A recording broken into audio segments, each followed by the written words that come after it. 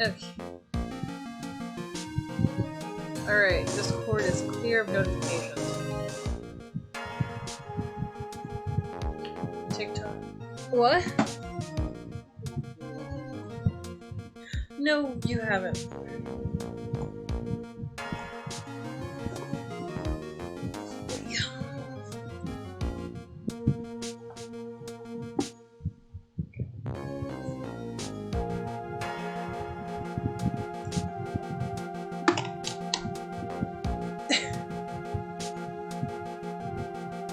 And now we wait. Actually, I'm gonna yell at Galaxy. Yeah.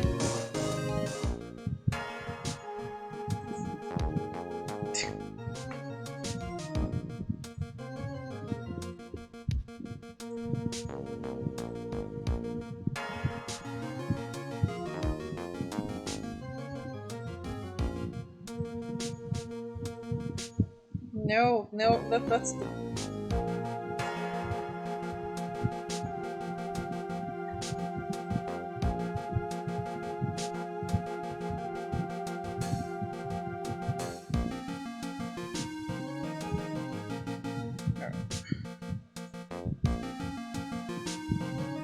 Please hold. Please hold.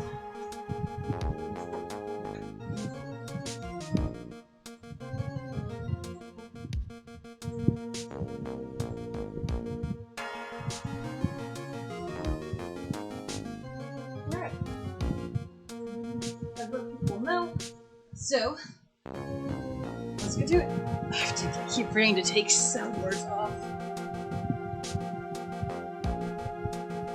I just don't know if we'll ever...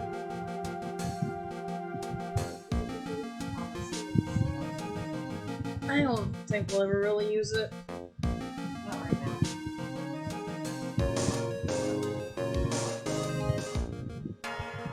Welcome to the stream. Sorry I'm late, my laptop was being extremely slow, so trying to open it and trying to type it was just a pain in the ass. And it's still being slow, so fun times.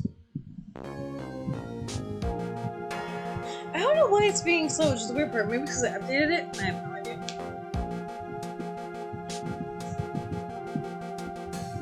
It's being slow, and I turned it on at like 8:30, 8:40, so it was a good 20 minutes before I set up the live. I've basically kind of been almost on this all day long. And when I say that, I was, next time Lance comes over, aloha, speaking of Lance, so next time Lance comes over, like he has the day off, I'm gonna be showing him the rest of the recipe for Turnabout trial, because that is just funny as hell. And then I also got the Gene Armstrong trophy, so that's cool. Very, very cool indeed. But yes, so, I was doing that, so I turned my laptop on around like 8:30, 8:35-ish, 8:40, so I should have had plenty of time. I don't know why it's being so slow. It's not like it's being demanded of things.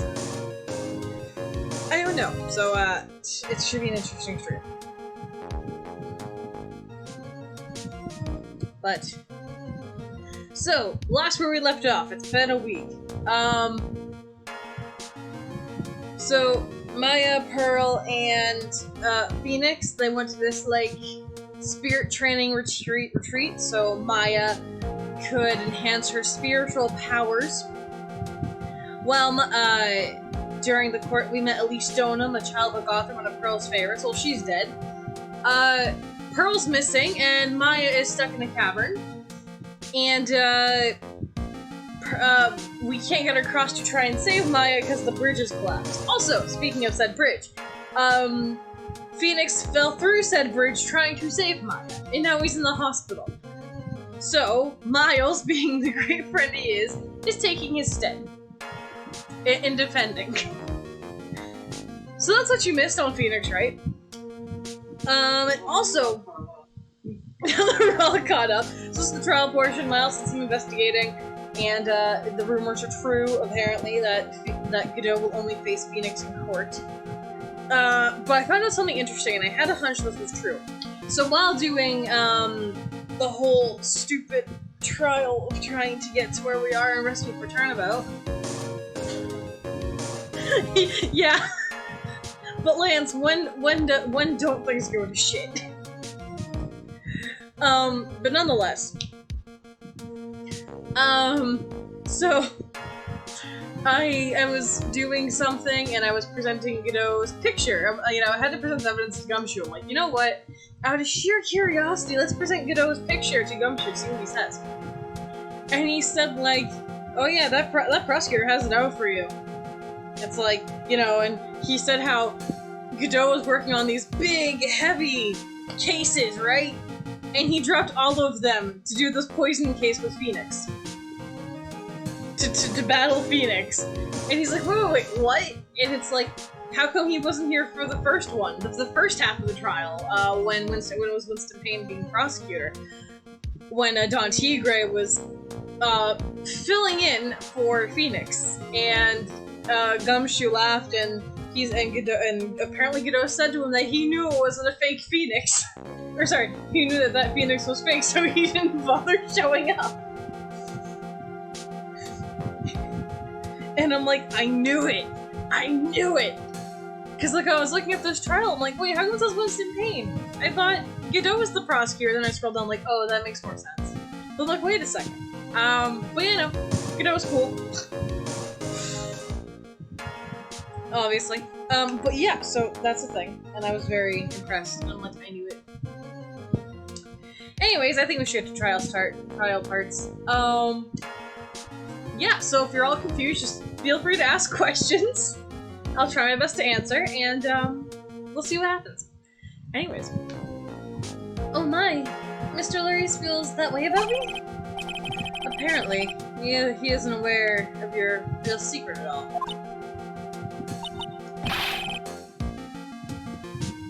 Bacon, I'm sorry for being late spring cleaning here. Spring cleaning? It's more like summer cleaning. Well, okay, progress, that's good. This is no time to be embarrassed. I'm sorry. I'm just hardly accustomed to that sort of thing. Worry not. In any case, whatever it is you saw on the night of the incident, mark my words, I will drag him out. I will drag it out of him.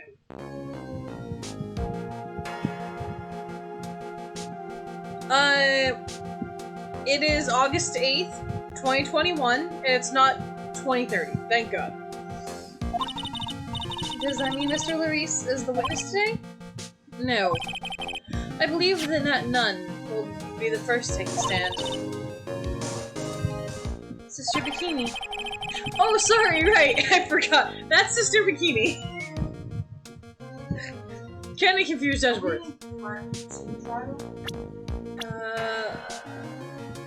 Oh, and Lance, this is what I was telling you earlier. So we're playing in the perspective of Miles.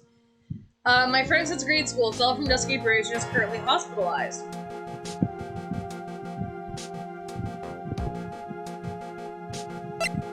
Homicide detective with the local precinct in charge of the initial investigation.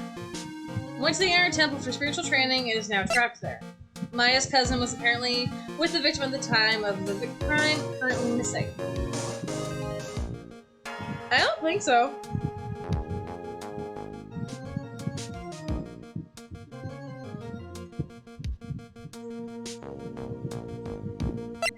The prosecutor for this case. He apparently holds some sort of grudge against Wright. Head nun of Hazakura Temple. discovered the murder. Her bad back really bothers her.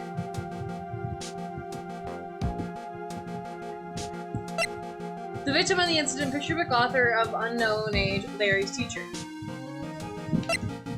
The defendant, an unknown Hazakura Temple, doesn't seem to have any spiritual power. The tuna fish has the tuna fish river shower. Larry Butts. My friend since grade school. I don't remember how we became friends though. So it's kind of interesting.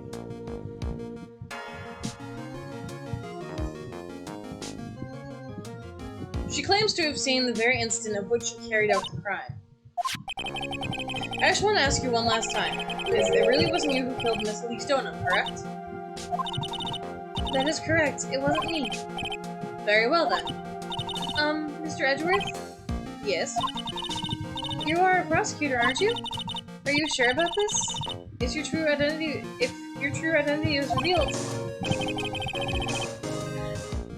Yeah, she does. This is the only reason Phoenix went, because the entire time Phoenix was like, so the reason they ended up going here was Maya and Pearls, they were asking Phoenix if he could take them, because they needed somebody that was like 20 or 21, but older than 21 or older than 20.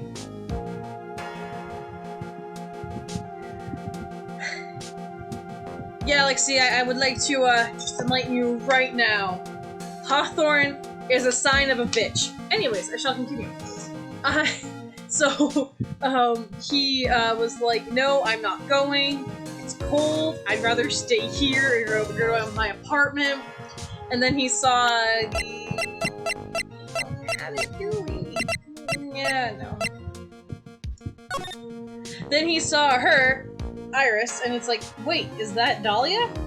So that's the only reason he went here. As you can tell, my feelings about Dahlia have changed. She's not a bitch. Dahlia is. She just looks like a bitch. Again, all will be revealed later on. But my day's been good. I played Dead by Daylight. I got to rank 11. I got some missions done, and I've just been working on leveling up Kate. The only dangerous thing about her is her bad back. Oh, how was your day, Mama Bigfoot? No, her name is Iris. Yes. That was good. Don't worry, I have made the... Yeah, I kind of bruised my toe, and I'm going to Funtown, which is like this big, I almost said jungle gym. It's a big amusement park on Tuesday with my little cousins. Because they want to go, I want to go. It worked out, and I'm 21, so I can supervise them. Anyways, so I bruised my toe the other day, so I've just kind of been like babying it a little bit. Not really doing anything special, just so I don't, just so I can still go. But it's fine, it's just a big nasty bruise. It still kind of hurts, so I'm assuming by tomorrow it shouldn't hurt that much.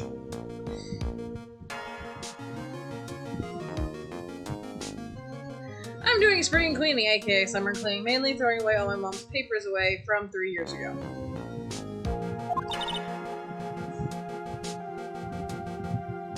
Of course you said eat fruit. I see. And hydrate. Man, you're demanding tonight. Iris. It is the prosecution's job to doubt people. But right now, I am a defense attorney. A defense attorney's job is to believe in people. And to believe until the bitter end. That's what my friend once told. That's what my friend told me once. Mr. Edgeworth, I simply ask you to watch and decide for yourself whether or not I am fit to do the task I've been entrusted. Very well, sir. I leave my defense in your capable hands.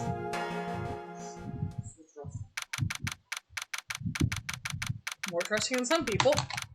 Alright, I'll be right back. Oh look! It's the Canadian judge! Court is now in session for the trial of Sister Iris of Hospital Temple, eh? The defense is ready, Your Honor.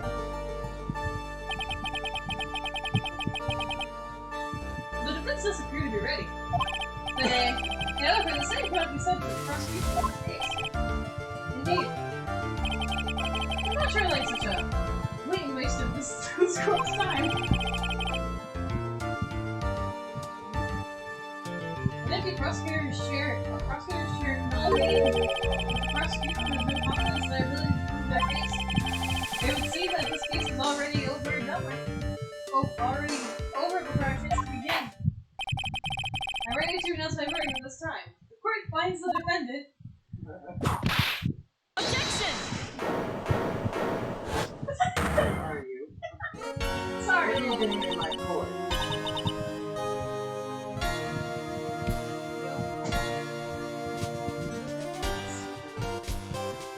I was hoping we had, like...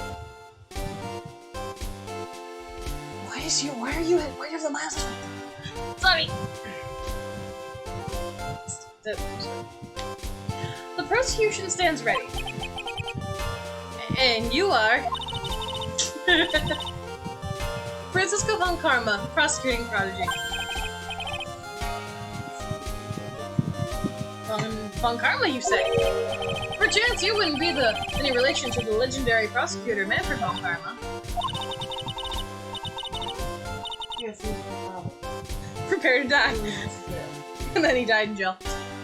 Okay, just for all of you who don't know, Manfred von Karma's dead. He died between goodbyes and reunion. So basically, the last kind of trial of the first game and the second trial of the first game. Legends are a thing of the past, and I am von Karma, that is all. Upon special request, I flew in today for the purpose of prosecuting this case. You did? That must have been quite a big shot, eh? By the way, Mr. Edgeworth.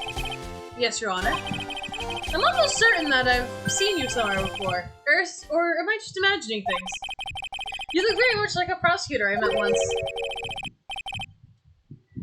I believe you're imagining things, Your Honor. Miss Von Karma, do you have anything to say?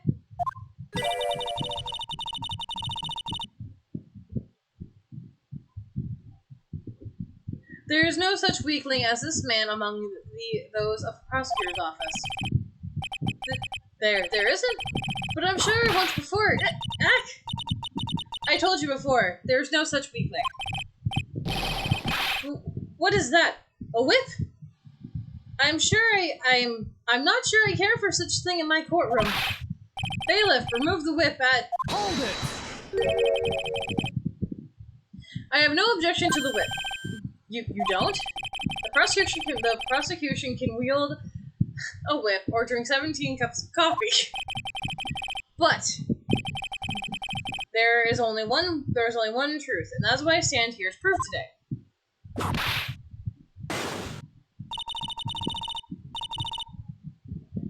This promises to be interesting, Miles Edgeworth. I had expected to face Phoenix Wright here today. He's in the hospital because he fell off a bridge. Anyways, now that that's covered, looking at you now, maybe this is what I've been waiting for this whole time. All this time. Miles Edgeworth, I will not allow this chance to crush you slip through my fingers.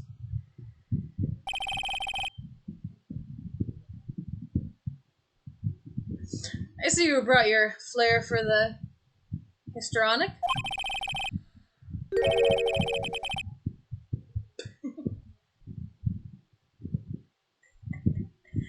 Miles said it was okay, so it's no big deal. Allow me to add to the things I'm not sure about. Alright, people acting bizarrely in my court. The stage is set. Now continue with the proceedings, Your Honor. Very well, eh? Miss Von Karma, please give the outline of this case. With as little whipping as possible.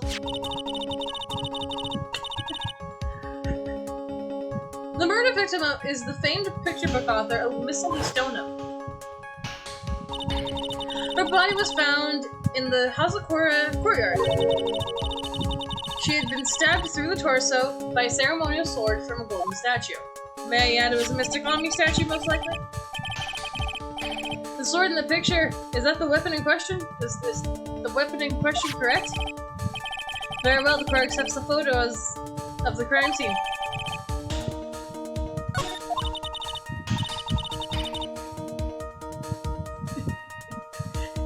Yeah, I know! I'm noticing that. I'm trying to go for Canadian, and apparently he's turning out to be Irish.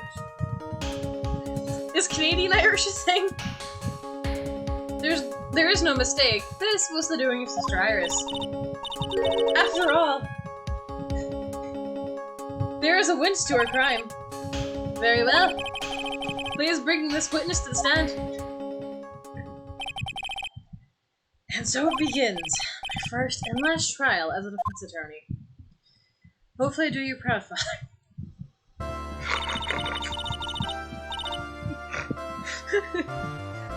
Witness, state your name and occupation, please. Well, hold on there. I'm not sure about being. I'm not sure about being not sure if I. I'm not sure about being not sure if I care for this at all.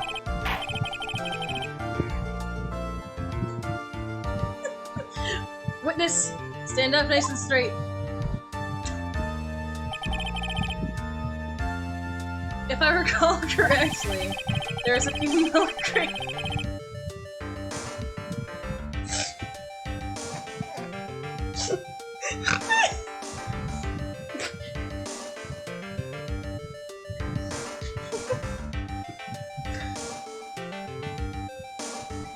There are female crates in the defendant's lobby for our back-pained plagued witness. Bailiff, fetch a crate for this poor lady, please.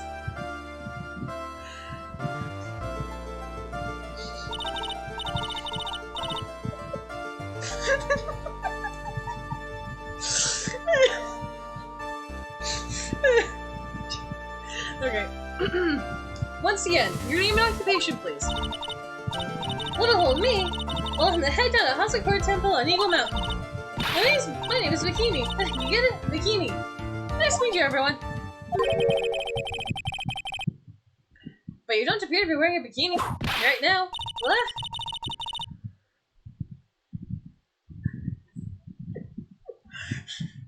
You know what? It's the best I can do. When you come back, you can make him sound Canadian if you see him again. The courtroom is a garden of holy judgment. Those which lechery in their hearts should leave the sanctuary at once. You want me to leave my own court, eh? No need to get your bikinis in a twist. Just let me tell you, I have a sight to behold in the summer. In any case, witness, I hear that you saw the crime take place the night in question. That's right. I can still hardly believe it myself, to be honest. There's no way dear little Iris could do anything like that. Let's hear what you have to say then, eh? First, tell us about your own movements that night, eh? So he actually is Canadian. I was reading on him because curiosity and whatnot. I was reading about him, and he's Canadian. Like it was like the. Oh, you don't? Why not? I'm sure it's a sight to see in the summertime. Also, it's weird not like rapidly skipping through massive amounts of text. I'm gonna point that out now.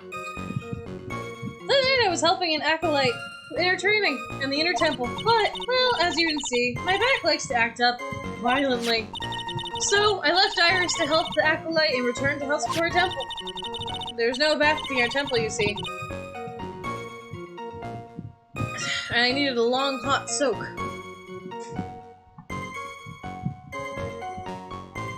I mean, there's nothing wrong. I'm sure she pulls off a bikini just fine. Honestly, I'd rather see that than another round of John Bisson, Gene Armstrong's ass. One of the text bubbles, he's talking to this chick named Violetta Cadaverini, which you'll see her if she has last. But it was so funny because he's like, oh, I have the shivers. I need to oil all over my body. And he's like oiling his body. Then once Phoenix says something, he's like, ooh. He says, Phoenix, you're here. Whatever he says, he's like, and Phoenix is like, my eyes. So I'm not sure what happened. I'm sure it was disgusting though. It was after I had finished, I was supposed to hang back, and that's what I saw. So it was a simple coincidence. It was simply coincidence that you found yourself returning to the Hasakura Temple? Yeah, you could say that. If my back hadn't been in so much pain, I would have stayed at the inner temple. That sounds like a pretty important statement she just made. There's only one problem with your testimony that I can see. And you're not about to fall at your first hurdle, are you, Miles Edgeworth? Mr. Edgeworth, please begin your cross-examination. The night of the murder.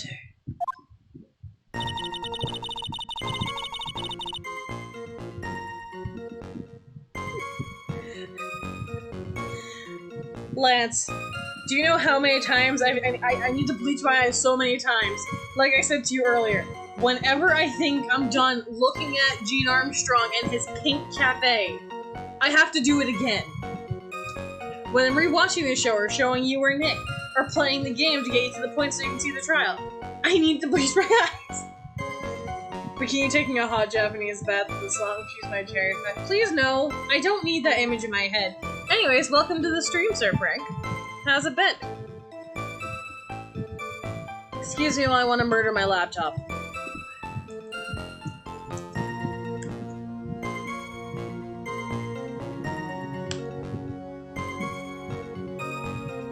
Hold it! Ah! It will go through eventually. What is this inner temple? Well, you see, conversing with the spirits is what we train people to do, right? We'll be the one asking you the questions, madam.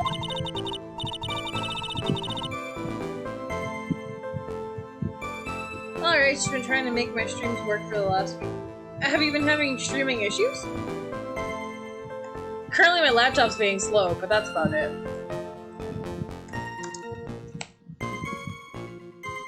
In order to do that, a place of strong spiritual power is required.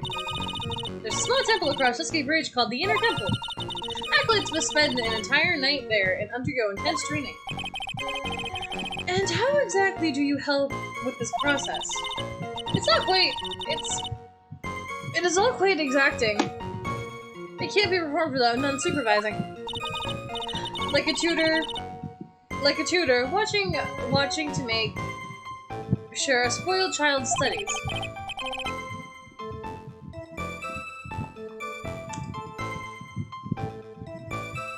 A tutor with a whip in your case. Audio problems with phantom power to my mic. Oh, that's not good.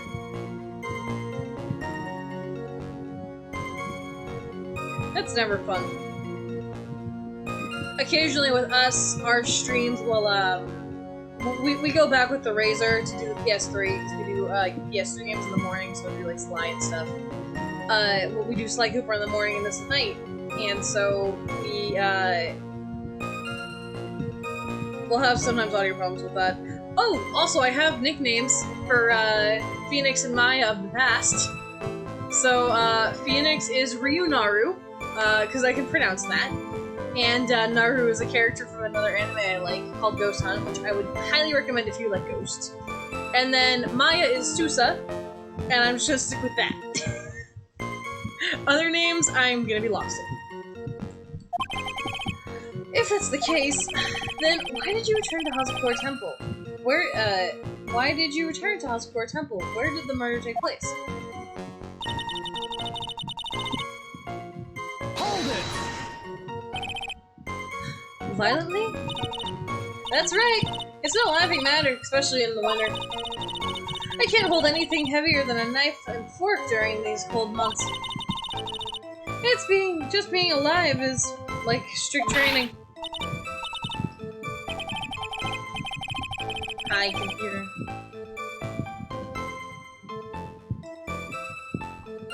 I spent a character in the game. It's nice. I can pronounce Ryu and Naru. That's about all I can pronounce of that guy's name, and I'm just gonna stick with that.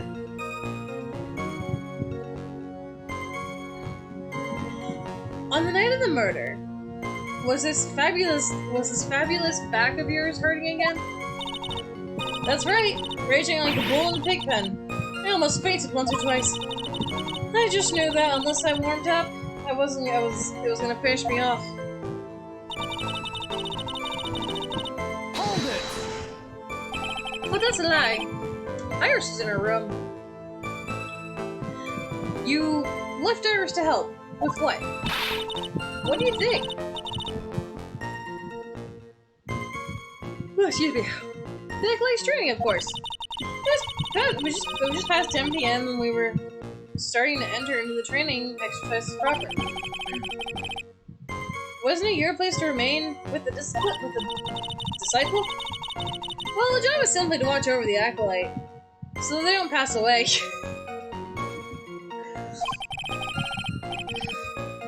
Just confirm this point again. That night, you met Iris at the Inner Temple, correct?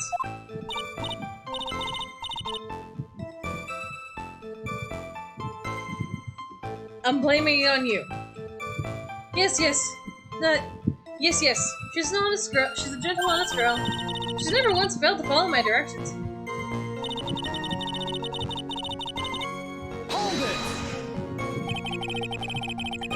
So you returned to the Hazakura Temple in order to take a nap. My back is to blame for everything. It is a do-or-be-done-in kind of world after all. How long were you in the bath for, if you don't mind me asking? My, what a filthy little rogue you are. I know what's on your mind. I'm still blaming you. Alright, next question is going to be, where exactly did you wash? This is why you have to watch the young ones. What are you going on about? Pathetic, Miles Edgeworth.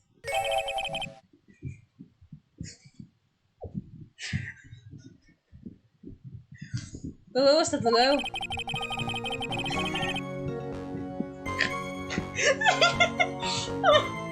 Is there some sort of kick me sign stuck at the defense's bench?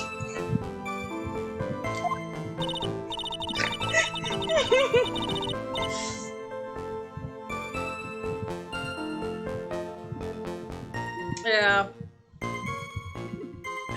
Mom. So Miles, he was asking Sister Bikini, how long were you in the bath? Kind of just like, how long was the time frame of you, being in the bath where you were away from Iris and Maya? And Sister Bikini goes on about, she goes on about, what a filthy little mind you have! This is why we need to watch the young ones. And then both the judge and Francisca gang up on him, and it's like pathetic and the lowest of low, and the Miles is like, is there some sort of kick me sign at this bench? And when Bikini came to stand, it probably came to about her forehead. Anyway, I'll stop laughing now. Anyway, I couldn't afford to be away from my post for too long, you understand, so... There's some sort of kick me sign at this defense stand. Hopefully it gets better soon, or hopefully you should rest up. Thank you. I'm eating fruit.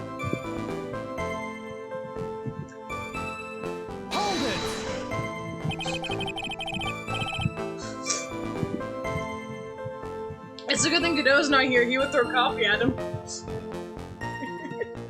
I don't know how Miles would react to that. Right, because Phoenix isn't here. Oh, Sir Frank! I said this earlier, I'm gonna say it again.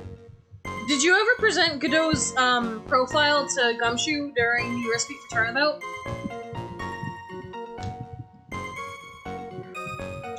The crime took place in the courtyard, correct? That's certainly not helping the roof of my mouth.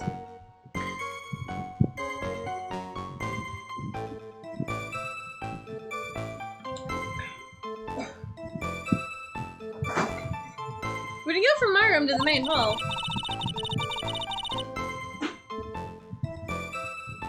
Oh, okay. Well, it's kind of cool, and I had a feeling this was the case. But if you present, because I was doing it earlier, because I want to show Lance the whole file with Don Tigre. If you show Godot's face thing to the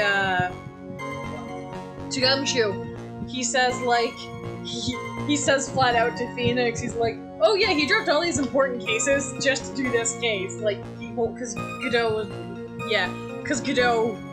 is doing battle with Phoenix, obviously. But he says, oh yeah, Godot knew the Phoenix wasn't the real Phoenix. That's why he didn't do the first case. I'm like, oh, I know. It's like, you didn't want to judge, no?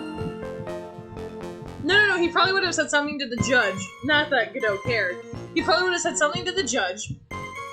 And he would have been like, what do you mean that's the real Phoenix? That's obviously the real Phoenix right there.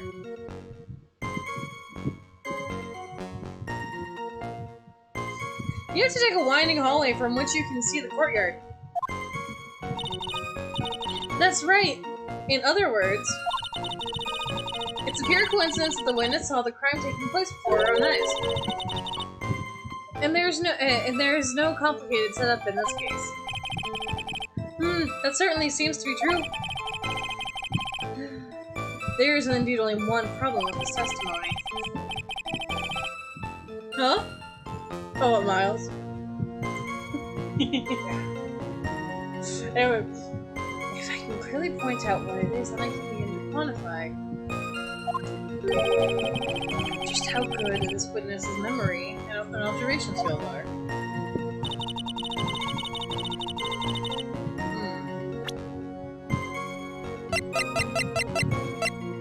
Maybe.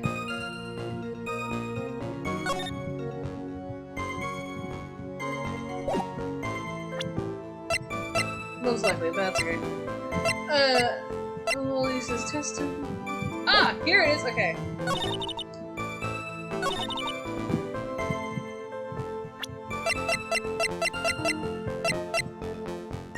Objection!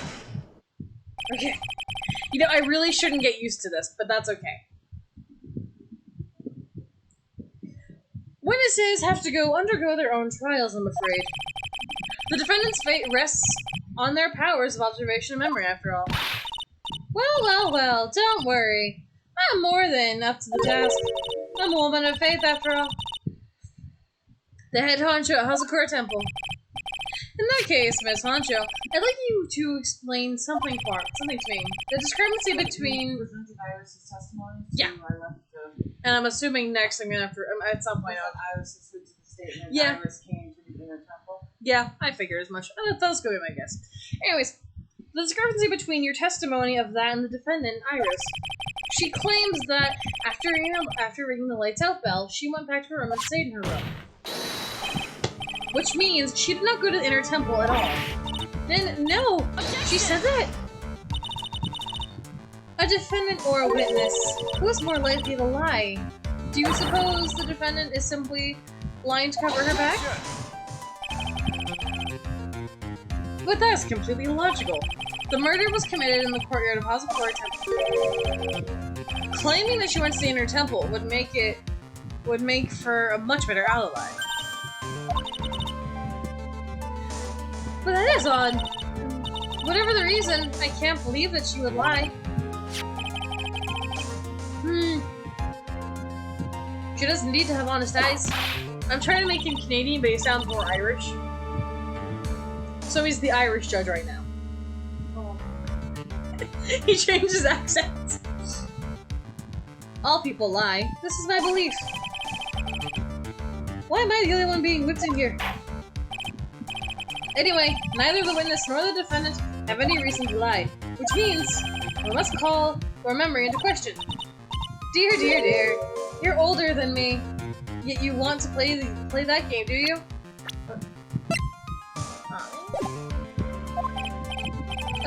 Well, this isn't exactly what My memory is perfect, crystal clear, especially in winter. Then I suppose it's too early to end the cross-examination, eh? Yeah. When he's voiced by different people, you know, he just changes accents. Mr. Edgeworth, if you're going to question the memory of the witness, you will need to show me a more decisive piece of evidence. Understood, Your Honor. I was naive to think that alone would be the trick. And please add your comments to comments about either to the testimony. Top of the morning to you. Now, what is this case all? No, what is this case all about? Somehow I don't believe that's whatever. It works.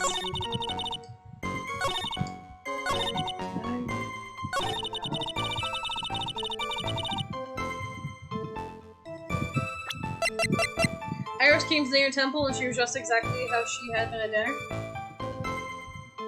Well, I think this is the statement.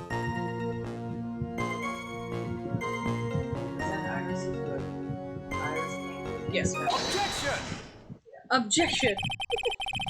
Witness, let's get one thing straight. The defendant whom you claim you to have met, she was wearing this demon warding hood, correct? Of course! That's a very important piece of clothing to have, you know. Wait a minute. Objection! Hold it right there. Why do you have that?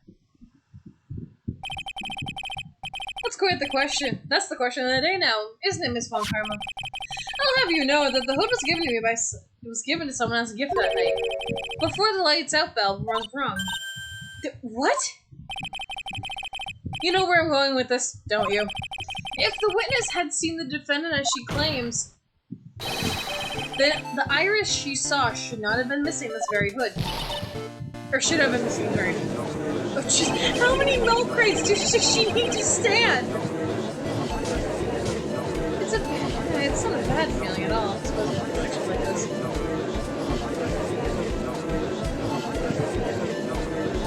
Oh, really?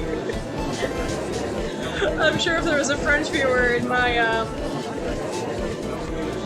when I was voicing June Armstrong, they'd be giving me shit. Like, I'm sorry, I don't speak French. Now I understand that happy look on Wright's face. Order! Order in the court! What? Sister, this hood. You have spare ones around the temple, don't you? Spares? Well, I do tend to make too many of them. I see. A stockpile. A surplus of hoods, eh? Each one was given one hood. This should be the only hood the Iris own.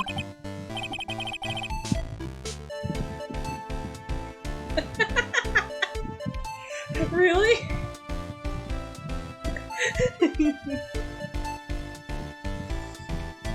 So, are you on the first or second game with the Chronicle game, History Chronicles?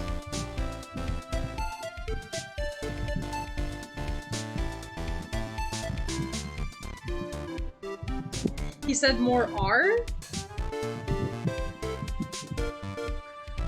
This is quite strange.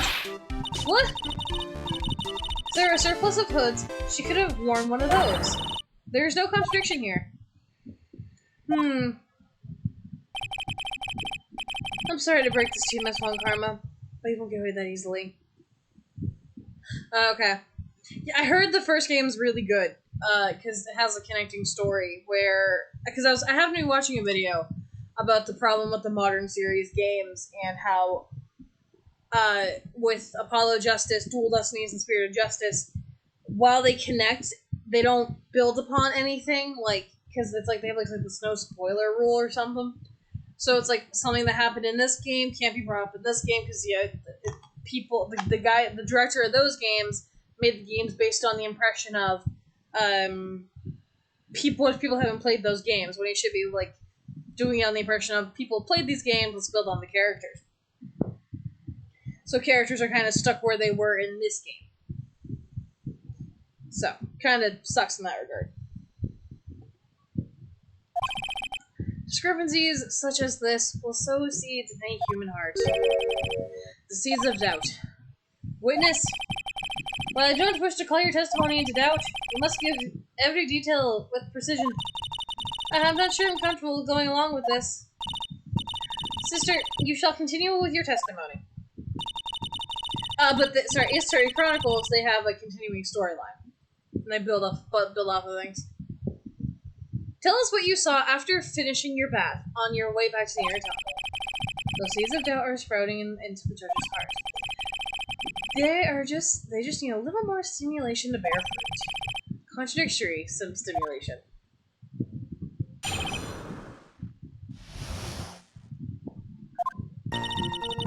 I finished my math around 11, and I thought I should return to the inner temple. As I was walking back, I heard a noise from the courtyard, and I took a look, and Iris was, Mystic Elise.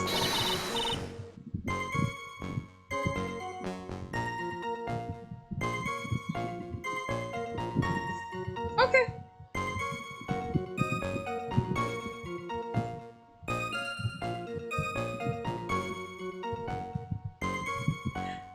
I took it and said I would give the money for more of the games released. I know, I want to play them. I think if I play them, though, I'm probably gonna do it Apollo Justice, then Dual Destinies, and then Spirit of Justice. Huh. So, Mama, pray tell, don't say anything interesting about this statement.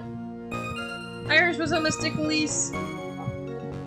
And that's what. Oh, no. I'm just saying. Do you notice anything about this statement?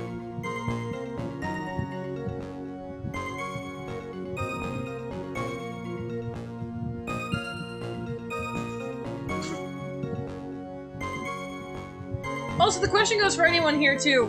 Especially Lance. Do you notice anything about this statement that piques your interest? If you're still here.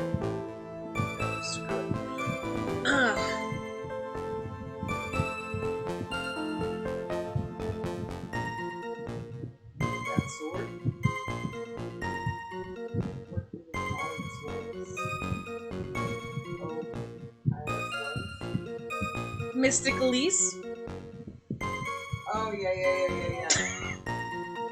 I've seemed to be only playing Capcom lately. Resident Evil Village, Ace Attorney, and now I'm playing Mega Man Legends all day this Friday. Oh, nice!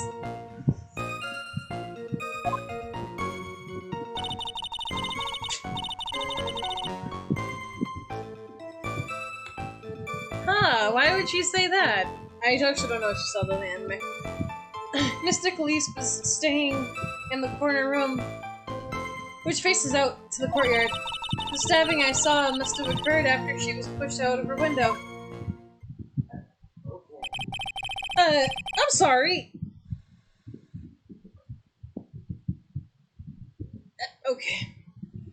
You saw a truly terrible sight, didn't you? If I was in your place, then I would be much like Miss Von Karma whipping Mr. Edgeworth at the chewing court. Okay. That's nice. In a sense, yes. Mystic Maya, Mystic Mia, Mystic Pearl, which is probably what. Wait. If it's Mystic Elise, it's not. No, I know. You know? Be careful, sir. No, not be careful. He hasn't seen the game yet. This is kind of like a playthrough, so he hasn't seen it. So just no spoilers for him.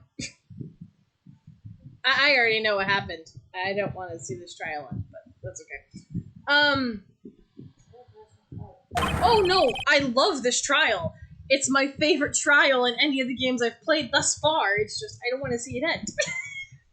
Oh, yeah. I don't. I truly don't.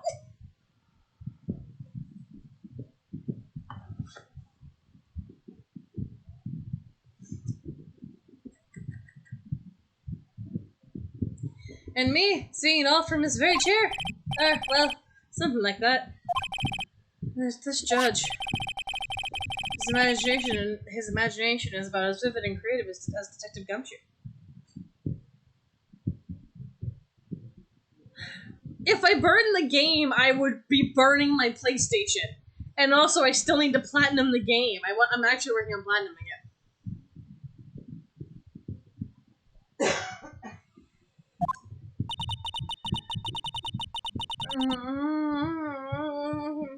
This is why I don't like voicing you.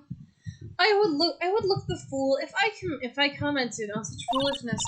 Anyway, this case is mine, Miles Edgeworth.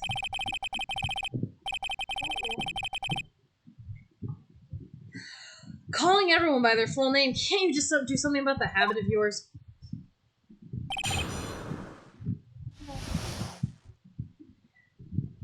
I have to say, though, Trials and Tribulations was probably my favorite game thus far that I've played. The cases were fun. I love the prosecutor. And the story in this game is amazing.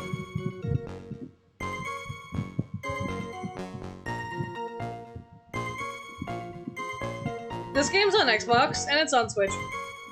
Actually, I've been tempted to get this game on Switch. Whatever. Okay.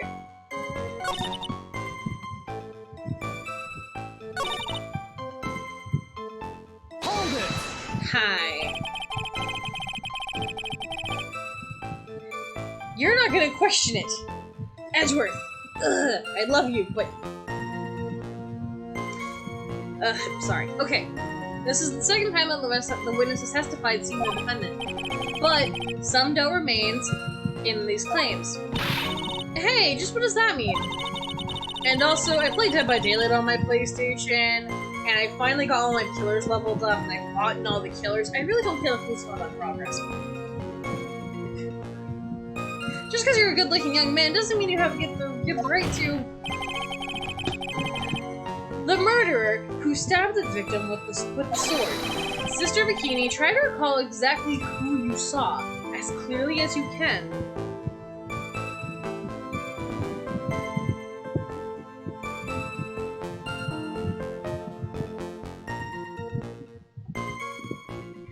It doesn't bother me that Sony does exclusives. I mean, Nintendo does exclusives.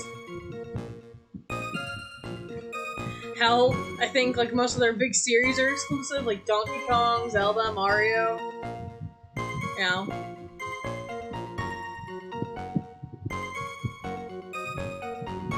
Oh, okay. Well, you seem like a handsome young man, so I'll forgive you. Oh, now that you mention it, there was something awfully strange about her. Something that has been bugging me all this time. Please, do keep us in suspense. Don't keep us in suspense. Her hood! Her hood? That's right! It's coming back to me! Irish, she wasn't wearing her hood! I thought something was out of place, but it all makes sense now, doesn't it? After all, she'd given that hood away to someone, right? Urgh. Miles, you know who she gave the hood to. You've dug your own grave, Miles Edgeworth. What do you say, Mr. Edgeworth? Is this testimony important? I'm assuming so.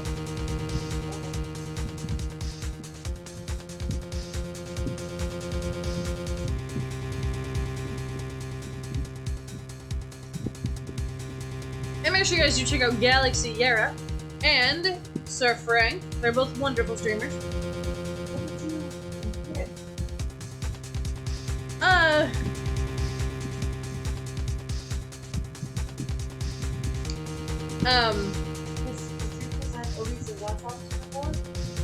No, I haven't gotten that far yet, I don't think. I was pressing her on Mystic Elise. The first Mystic Elise statement.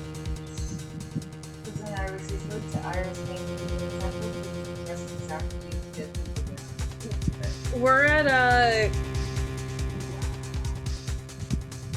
is it important or not? Hold on. I don't have it. It's important. That's why I'm trying to find out where you are. Hold on. I don't know where you After are. my back. Because then Elise is stabbing myself up for her who's out of the window. That's it. So I don't know what you did.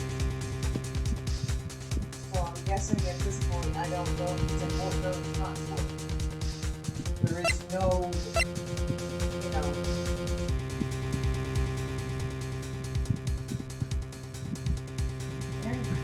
I don't know.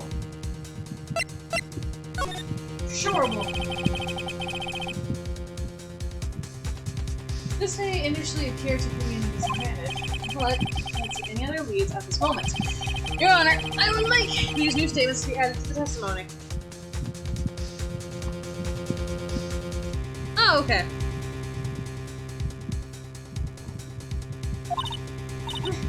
Miles Edgeworth, if you want to hang yourself, you need only ask. I'll gladly lend you my whip.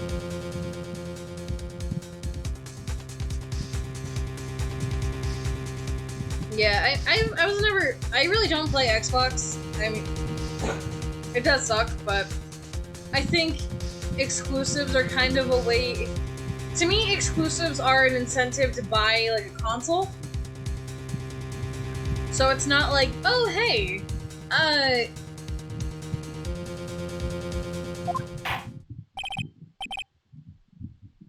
it's not like, oh, hey, you need to, it's not like, you know, it gives, I guess it gives companies an incentive, like something special about them, like, because if you can get all games on every console, it's kind of like, why would you buy a certain console? So it kind of gives people, like, the incentive to buy said console if they really want to play a game. Like, if they want to play it that badly. Witness, add your statement to your testimony. No problem.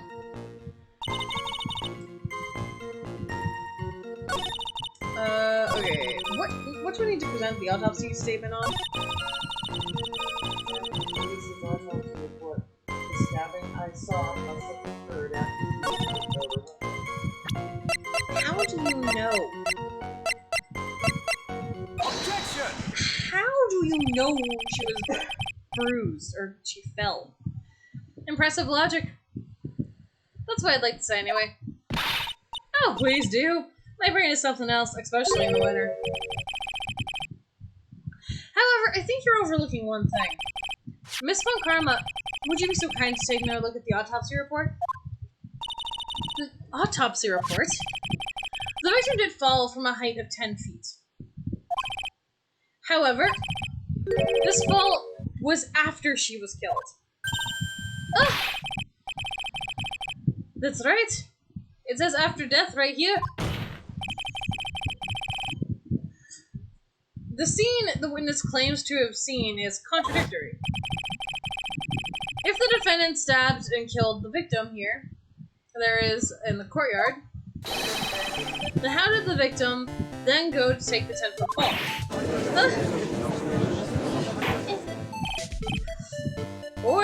Order! The victim was killed and then fell?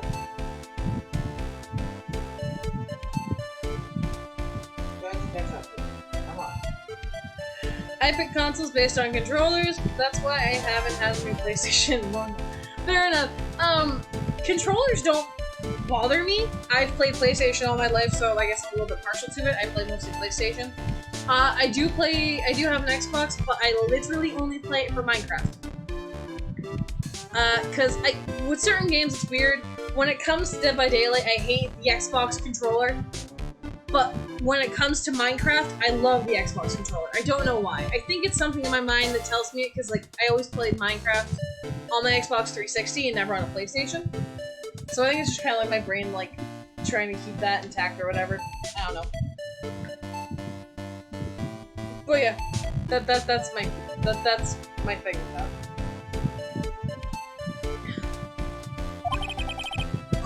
If that is the case, then the victim must have been killed in her room. Don't you agree? That is the logical conclusion.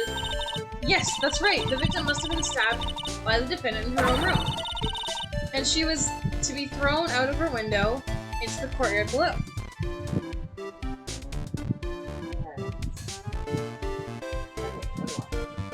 I prefer Joy-Cons over PlayStation controllers, Xbox controllers, whatever FPS shooters.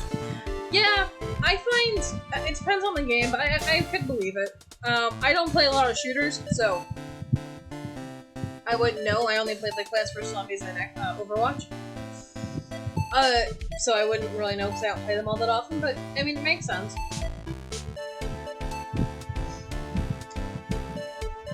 I think also a lot of it depends on like what you grew up with. Because like if you play console, or if you play computer or console, that's gonna vastly determine your opinion on console, like what's better, console or PC. If you play Xbox or Xbox or PlayStation or even Switch or what would it be Wii? You know, it all depends on like what you played when you were younger. Or I guess Wii's different. I think everybody played Wii. Objection! Were you there? Were there any signs of a struggle in Miss Stonehams' room? She was stabbed with the sword, and that sword would leave a blood stain. Wouldn't you agree? Well, Miss Von Karma, was there any blood? What? No traces of blood were found in the victim's room. Your whip has just caused traces of blood.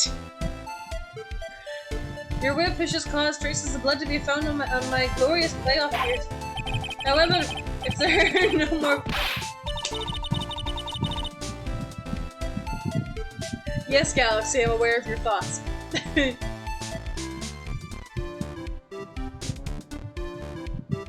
So far, this is the far superior controller of the PS5. I'm sure there's no need for me to go over this, as I'm sure Your Honor is well aware of when the stab wound when a stab wound produces the most blood. When it produces the most blood?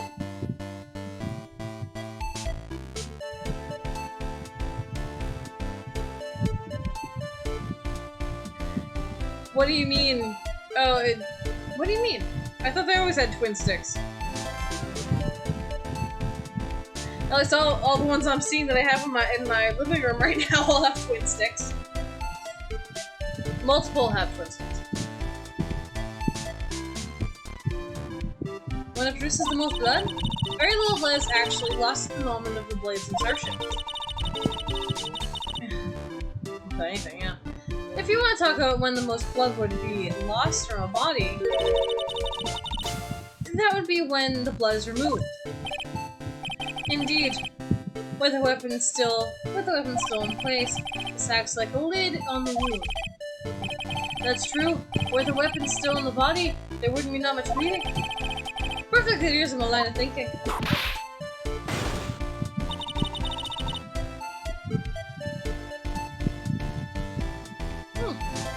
Interesting.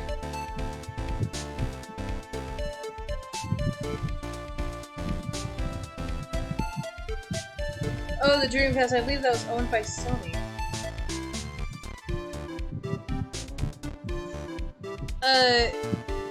Never mind. I'm gonna try reading.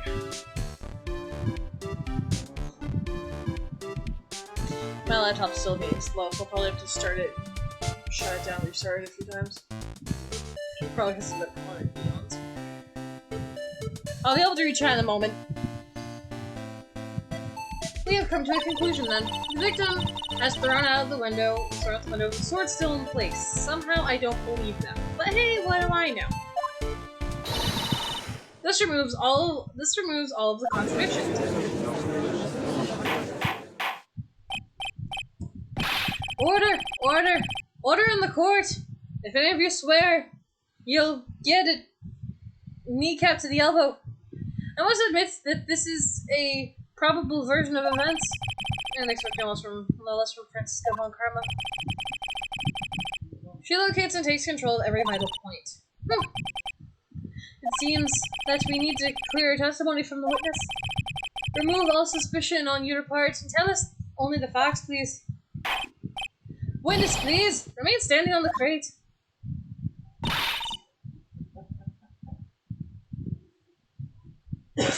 Don't go selling me short now.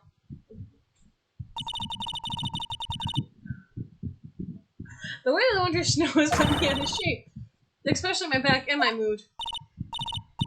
Sister, please give us your testimony, and we'll give you a vigorous massage once we are finished here. With the whip? Oh boy. Alright. Chat, so you're gonna press bikini on the statement. I've never seen so much blood before. Was that the Sushi Sword?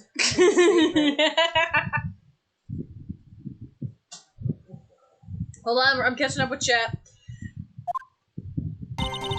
When I looked across the scene, I saw the sword was already in place. I I think it was about now. I didn't actually see her stab Mystic Elise. I've never seen so much blood before. That's when I fainted. You can't blame me, can you? And when I woke, Mystic Ami was stabbing Mystic Elise in the back. So many contradictions. Yeah. Didn't you just say there was so much blood?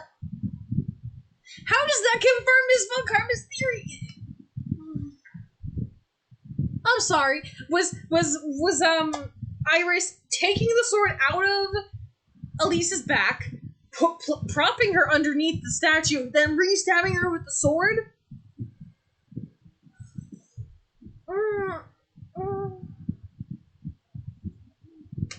Yeah, okay. This all confirms Miss Von Karma's theory. Von Karma strive for nothing but perfection. Putting together such facts is nothing for me. You should know that, Miles Edgeworth. Perfection is an impossibility, Francisco Von Karma. Hey, can you read chat? My computer's being slow. Where did we leave off? Let's see. Okay. Original PS5. Oh no, sorry. The Dreamcast was on PS1. Oh, the Dreamcast, I believe it was owned by Sony. So for the original PlayStation controller, didn't have analog sticks, just D-pad. I'm here to teach you that. Galaxy said the Dreamcast was before the PS1. So frankly, Dreamcast was the PS2 era, I think. Galaxy, well, the Dreamcast had one analog stick and the D-pad. And he's looking at it. And then Sir Frankie, the sweet, sweet Dreamcast memory card. Kind of like the PS2 memory card. I'm looking at one right now. Galaxy is the 1998 owned by Sega. Hold it! Galaxy, and you're happy I don't use this console. I love the dual thing with the PS5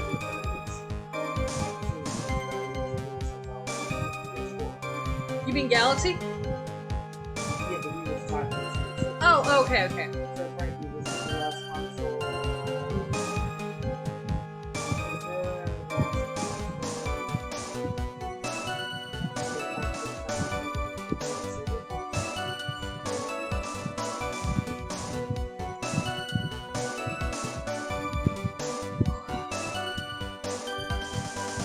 So you were saying you saw the victim's blood.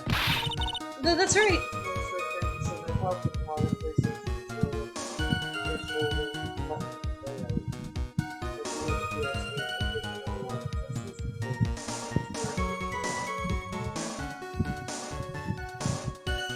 Yeah.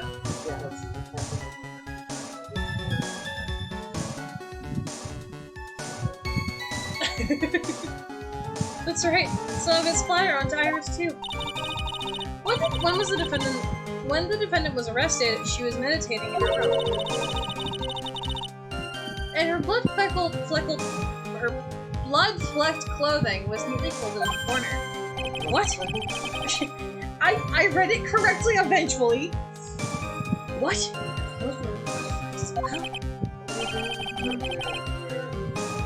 I pressed on, there was so much blood. Yeah. I haven't gotten to that point yet.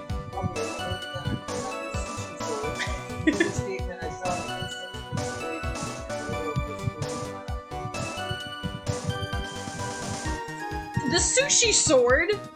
I don't think that can be smoothly drawn out.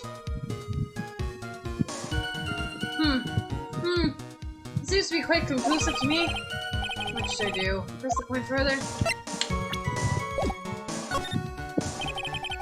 Going back to your previous statement, you said you saw a little bleeding when the victim was stabbed. But now you say the victim you saw the victim bleeding? Well, I say that what I saw is what I saw. What did you see? Maybe I didn't see the poor woman get stabbed, but I did see the girl pull the sword out. Pull it out of her, plain as day. Sure. Pulling the sword out? Well, it wasn't exactly pulling, it was more like it came out.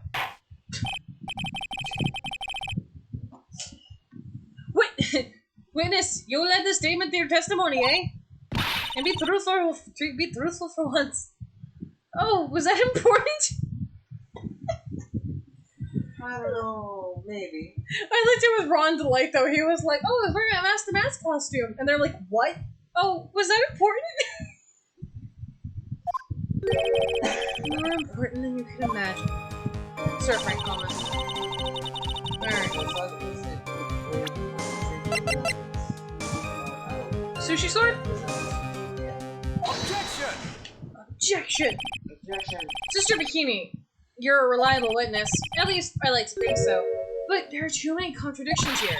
What do you mean? You make it sound like as though I'm a liar. But you're handsome, young man, so I'll forgive you. I guess Miles really knows how to work the older women.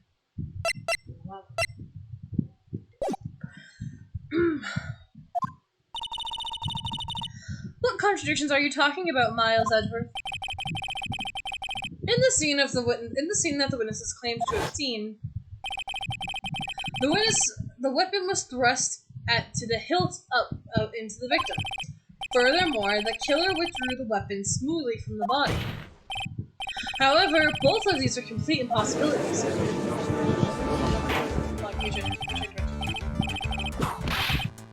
What? Explain yourself. To start with, do you think it would be possible to stab someone to the hilt with this?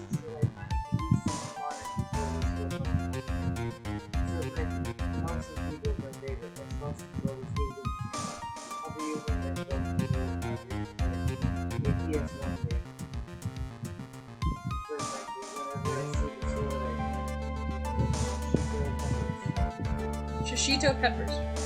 Sushi Sword. Sushi peppers. Sushi peppers! Yeah,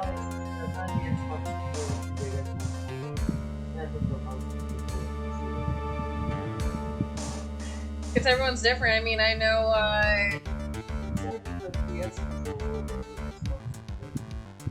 depends on the game. A couple of my friends, a couple of my friends, they used to play, Minecraft with me, but they didn't like controller, and then when they were able to play mouse and keyboard with Minecraft, they were thrilled. It was like, oh hey, this is a lot better. It's all with what you're comfortable with. I mean, really. No matter how I look at the defendant, she doesn't appear to be strong enough to do that. For that. Objection! Doesn't appear? What meaningless dribble? I too may not appear to. I too may appear to be weak and frail. Bullshit! Sorry. Yeah, Sorry, really bad cough in my throat. I can crush men under my heel and make them weep. Should I so choose? You don't look weak and frail. The objection stands. I rubbed it in the back there, I must admit. That isn't the only issue here. But if this sword was truly stabbed into the body up to the hilt, well, it would look at the branches on it. Clearly it wouldn't have come out smoothly. We also have a problem with the amount of bleeding. It is true that the blade was left in the bloody. The bloody? Bloody. A new technical term for you all. Bloody. It acts as a plug of sorts. However, when the weapon is shaped like this, it's an entirely different story. The weapon would have been too large for the blade to completely stop bleeding. But that's nothing more than conjecture. In reality, the victim was stabbed with the sushi sword. With the sushi.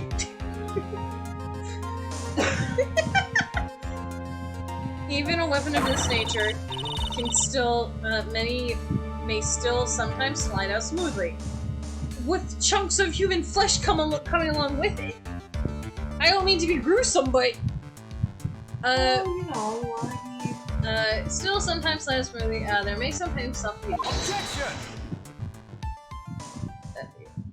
You're on Twitch. I'm not finished. There's still one more conclusive contradiction.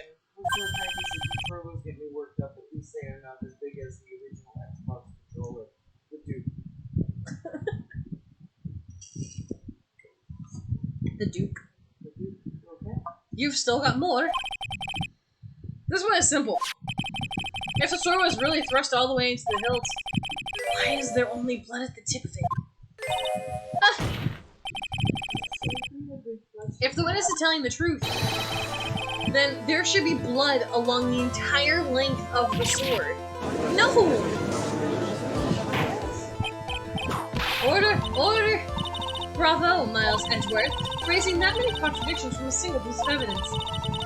All the other attorneys I know could have only managed one, if that. So what does it all mean? You have put up in contradictions regarding the murder weapon, but having come this far, there can only be one answer. And that is... the weapon used to kill the victim was not the sushi. What? A foolishly foolish idea born from the foolish mind of foolhardily foolish... You're in the picture! I know, right? Let me examine it again. What was it that made you think the sword was the murder weapon? Well... so how's everyone's day been?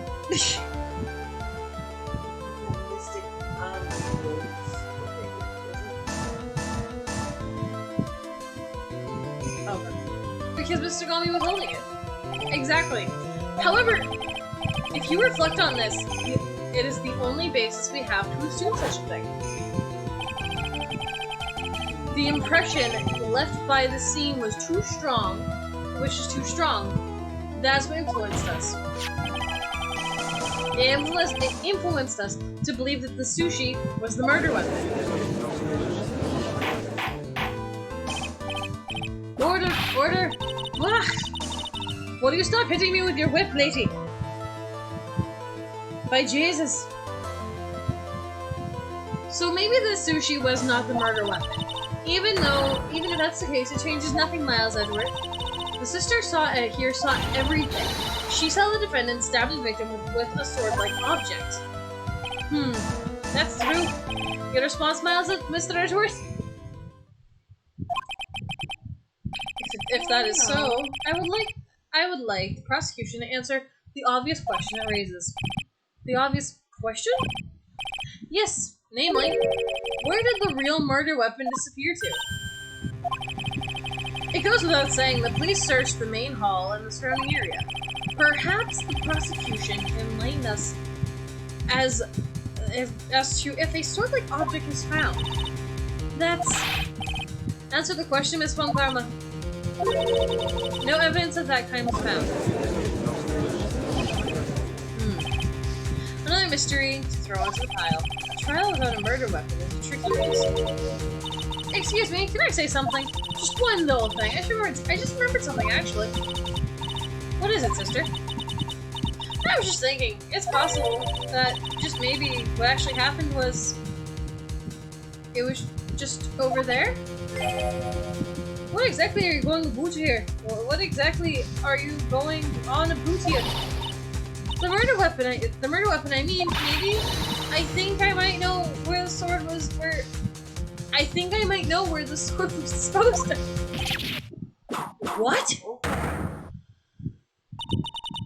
Well then, I think we need to hear the testimony from you one more time, sister.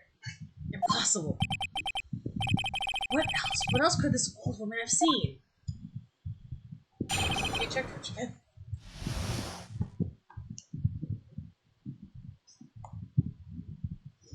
So frankly, mine's been good. Mother-in-law was over. What? Let's see. Woman, stop whipping me or I'll break your kneecap. This isn't that judge. This isn't the judge. Frankly, I used to be a lawyer until a whip to the knee. Let's see. Yep, and almost getting eaten by a tiger and getting coffee spilled on you. Well, actually, no. You also forgot getting bashed in the head by a fire extinguisher. Falling off of a bridge. Yeah. Almost getting attacked by the tiger, and not to be accused with Regal. Yeah.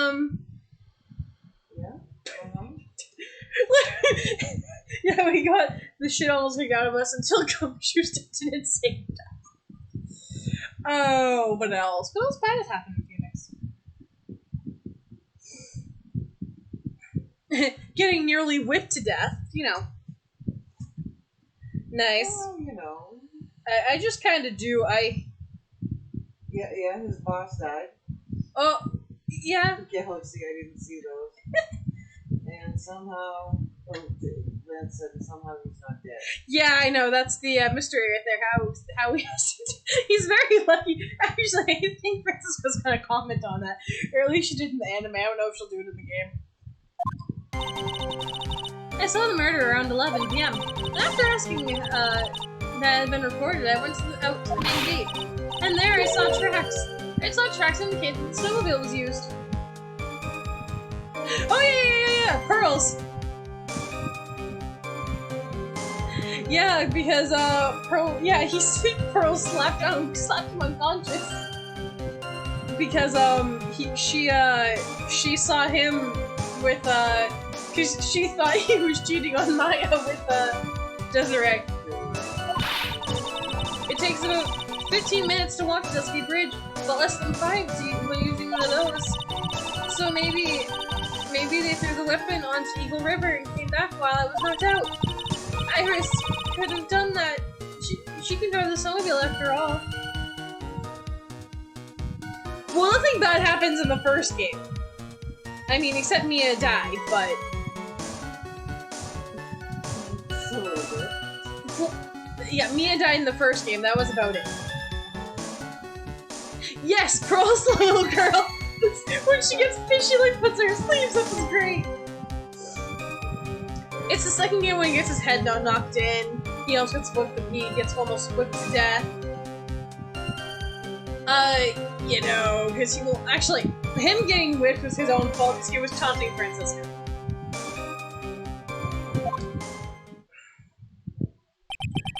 Yeah, Shane's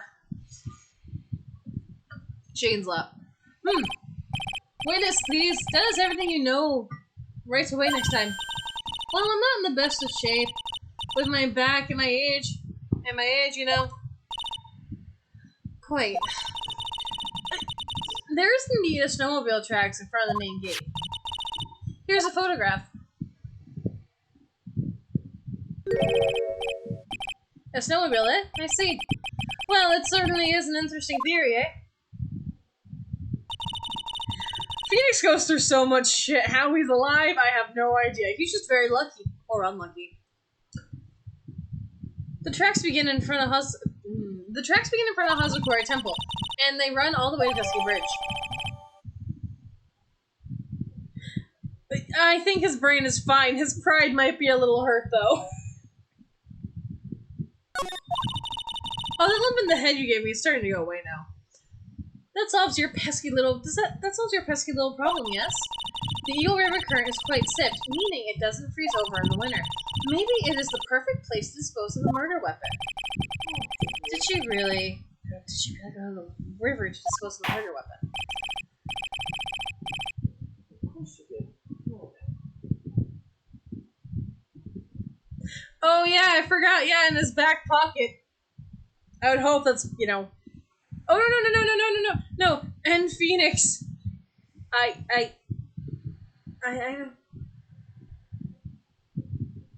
Yeah, I had to deal with him again today. One day I won't need to look at him. Okay. Galaxy, I will personally send you a picture of Gene Armstrong.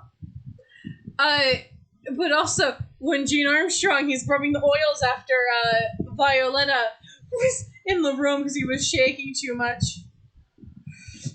And Phoenix was like, my eyes. Mr. Edgeworth, your cross-examination, please. Location of the weapon. Alright, so what am I doing here? Okay, location of the weapon? Yes. Tracks photos of the maybe they threw the weapon into the river and came back Okay. Objection! Yeah, Phoenix goes through hell, but I think it's a running gag at this point. I met this photograph proves something. It proves the snowmobile was used on the night of the murder. You finally accepted the inevitable, it seems, Miles Edgeworth. However, if what the witness says is true, then why are there only one set of tracks? What do you mean? Iris left House of Four Temple, threw the weapon into the river, and then returned. If this was the case, then naturally there should be two sets of tracks in the snow.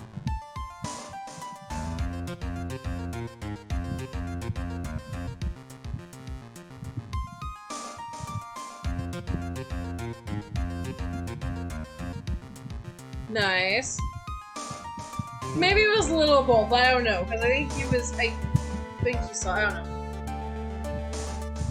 know. He probably could have been doing that too. Don Tiger did flirt with him in court.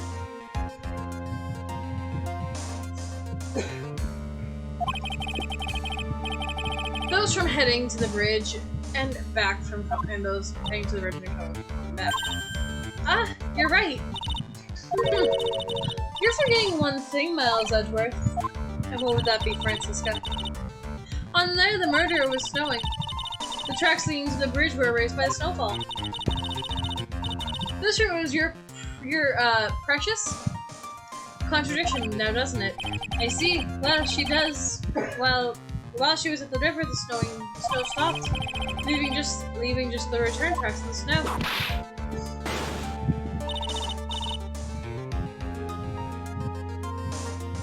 Well, I don't think Phoenix realized that the Nagaton was. Huh? There is a contradiction. What do you have to say now, Miles Edgeworth? This is our flaw in her theory. The idea that the snowfall covered the... That's gonna be the other report? Weather data, crime photo, and diary files. In that exact order? Yeah. Weather Data, crime photo.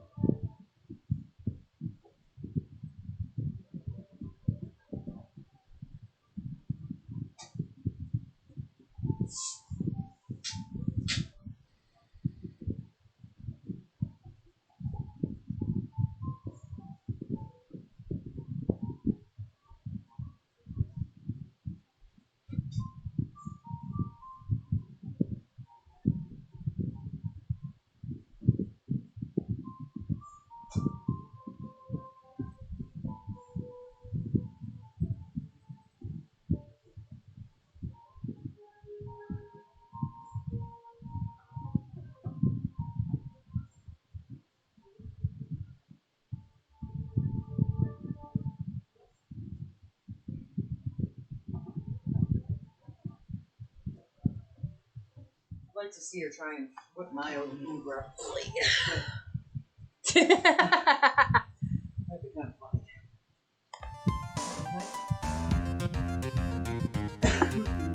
Shit doesn't fly with me, Miss One Comma. Yeah.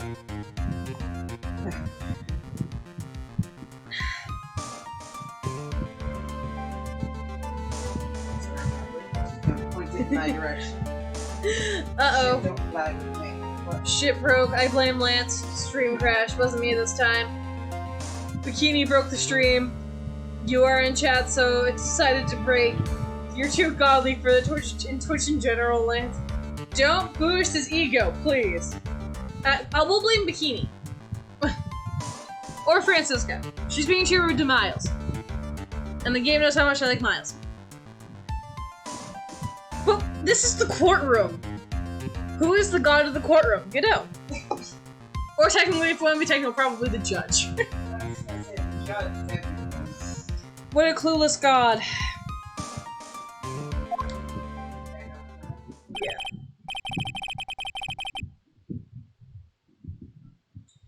Bikini is the one we're cross-examining. No need. The evidence will do all the talking for me. On the night of the murder, the killer went and returned to Dusky Bridge in order to dispose of the murder weapon. Then, after going through tracks were erased by snow, or so claims the Swan Karma. Mr. Edgeworth, present the evidence to the contrary, eh? Francisca? No, she's not a member of horror members. No. She's too serious to run it. No. Or she'd be a dominatrix.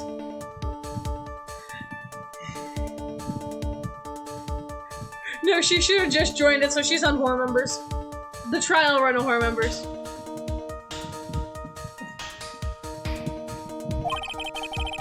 Evidence that the outgoing tracks are not covered by the snow.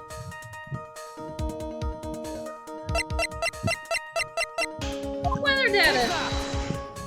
Oh, were you not here for that? I don't think Surfing has ever been here for any horror members. Horror members is just a joke. So the reason the judge is so clueless is because he's always on his phone scrolling. At first he was on Judge Tinder. And then I saw this meme of it was supposed to be hashtag who remembers, but it was like if you read it as there was no capitalization. So basically if you read it as horror members, we were still friends. So there's horror members now. It's $69.69 a month.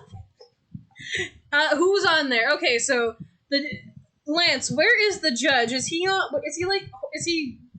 gold or it's horror members plus premium, silver, gold, platinum, no, diamond and platinum. I think platinum's the highest one. I've yet to write it down. Tyrion from Game of Thrones, he's at the highest because you can't beat Tyrion at anything. Yeah, they had to create special categories. Yeah, Theon was like diamond or silver, but he fell off the list. They had to create a special one for him too. Horror members negative. So yeah, so the judge is on horror member silver. He's always on his phone looking at gapples. Oh shit.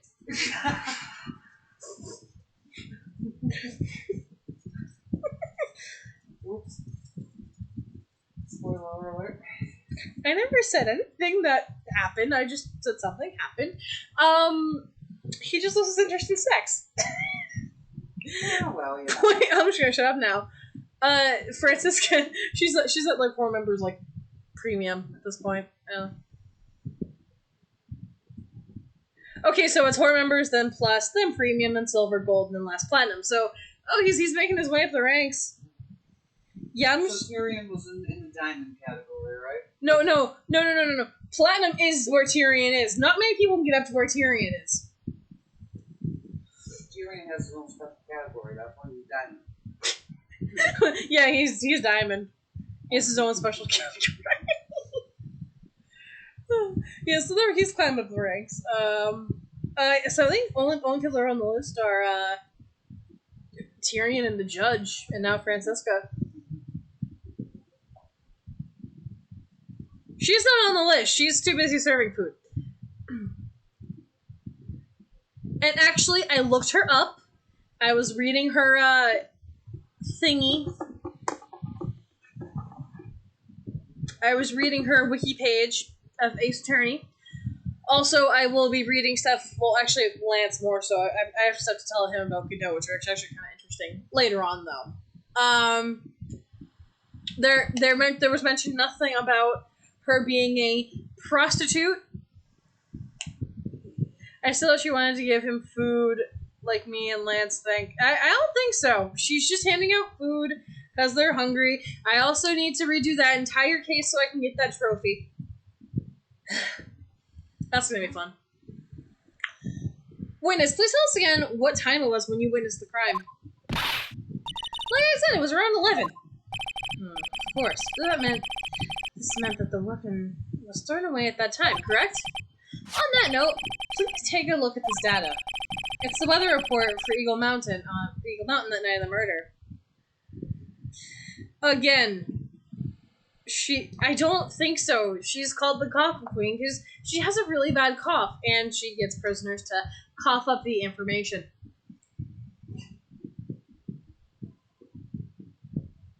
She's not on the list. She no, fine. You know, there's a Horde members establishment. She's the lunch lady.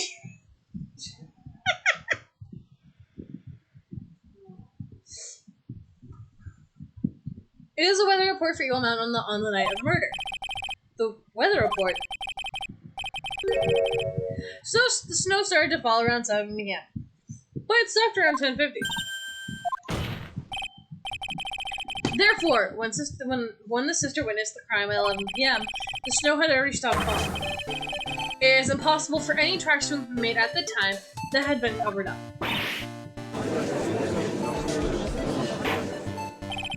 You mean she's coughing up meth? Or cocaine? Or LSD? How dare she? I thought she was a detective at one point. How the mighty have fallen. Order! Order! Very well then. It looks like Miss Montgomery's claim has been snowed in. It's too soon to be closing this trial due to snow.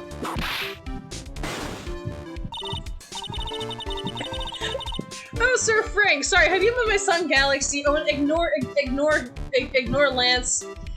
He's just the father. I'm dating a much better man now. His name is Seamus.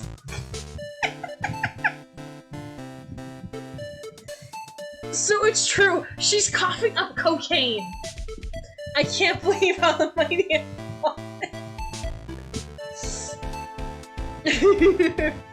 Miles Ezworth, how pathetic of you to rely on weather of all things. Okay. Answer me this then.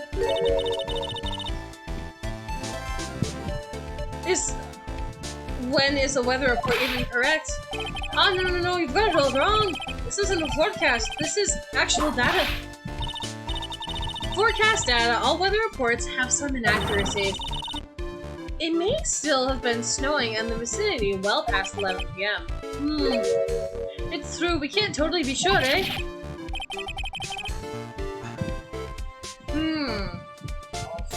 All weather data is true and fast. Wait, so you're saying she's coughing up white cherry Gatorade?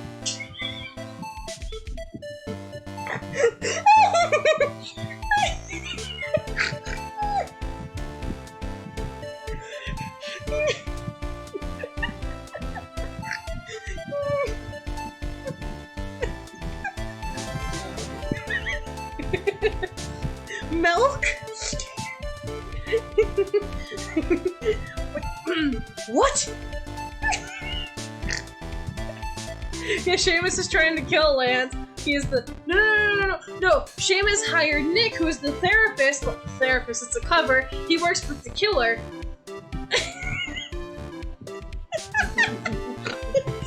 To kill Tony. How'd you pull? Look, point is, I think you guys are over. Yeah, almond milk.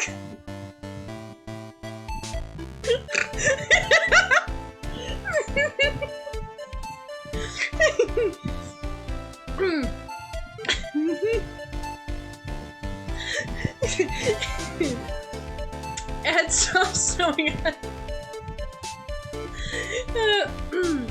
It stopped snowing at Hazakura Temple when the murder took place. We need to provide conclusive evidence of this.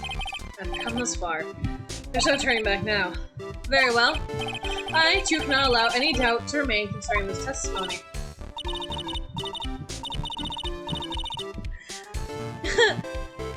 You can't back down, can you?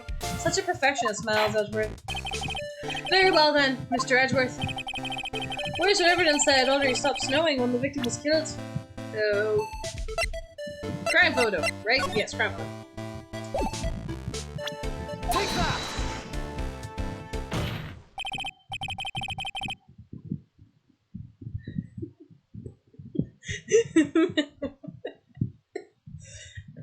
I mean, hey, it could have been the chocolate milk variety of almond milk. Ultimately, when it comes down, it ultimately comes down to one point. That being, whether or not it was snowing in the courtyard, or when the victim was stabbed. That's right, but proving it is incredibly easy. What? If we want to know whether it was snowing or not, this photo will tell us everything. Of course, I am referring to the photo of the crime scene. As you can see, everything is covered in snow, with just one exception. And that is, Francisca, open your eyes. The victim herself, Miss Elise Stoneham. Why, there is no snow on top of her. The answer is simple. It had stopped snowing when she was killed. That's why.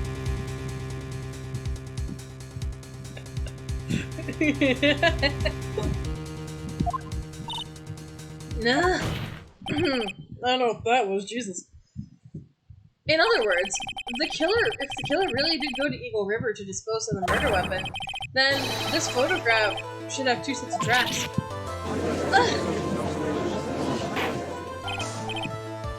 Order! And what are you... what are you suggesting, Miles Edgeworth? To be honest, I'm not entirely sure myself, but this is simply what all the facts point to. At the night, someone used a snowmobile to deposit for a temple.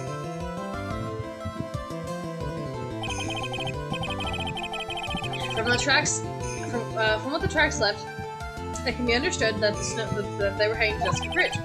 At this time, it was still snowing. Of course it was. Of course it was, because those tracks were erased by snow.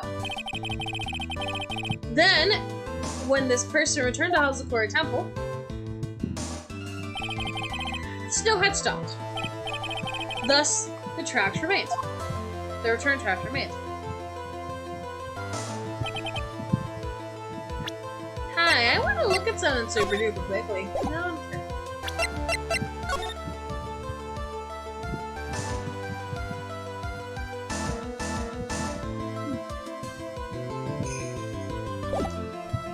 interesting. Can I say something? This all sounds a bit fishy to me. What does, sister? There is only one key to the snowmobile.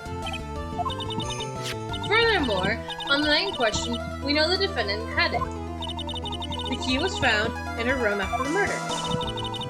Which will mean that night, Iris used the snowmobile to go to the inner temple. Iris said she never went there. I should probably press this point. I should probably press on this point more on this point when I get the chance. Present Larry Butts. The snowmobile can't cross the suspension bridge. So she must have left Hazakura Temple. She must have left on the Hazakura side of the bridge and crossed on foot. That sounds right.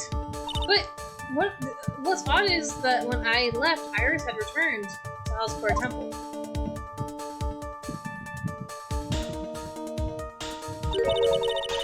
I didn't see anything near the Dusky Bridge.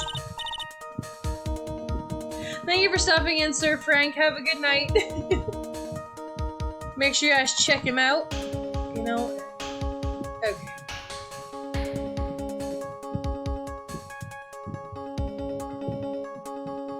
You must have failed to see it, sister. Maybe, but I made it back to Hazakura Temple. It was there by the main gate. The snowmobile, I mean. I know what I saw. It was covered in snow, too. But that isn't possible. Order! Order in the court, or your elbows will be gone by morning. What does this all mean? So what does this...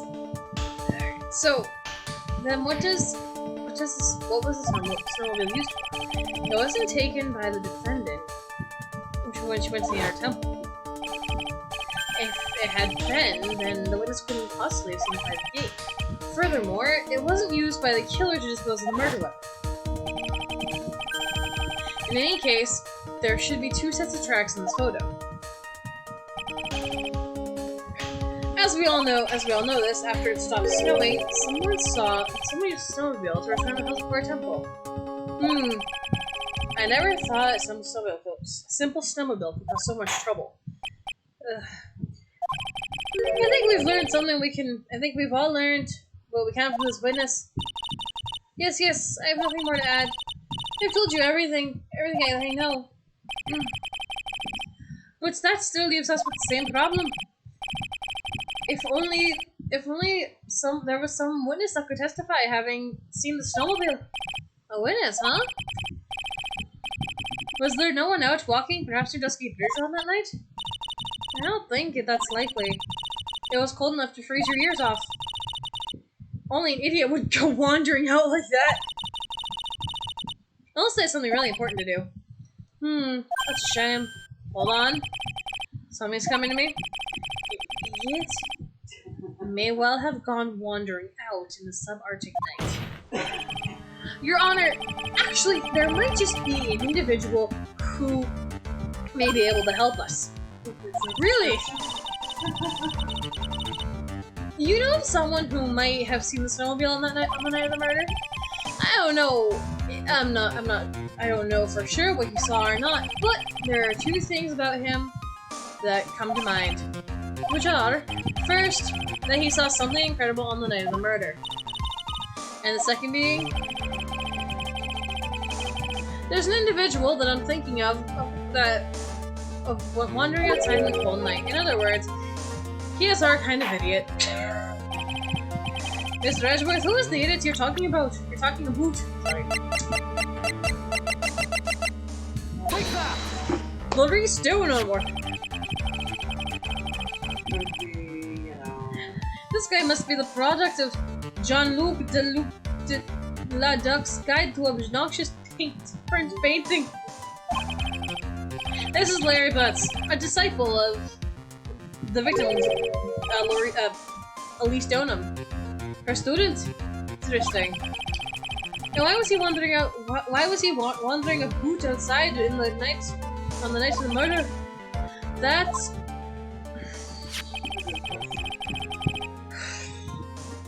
I could tell him about his designs for Iris, but it might cost him the credibility as a witness.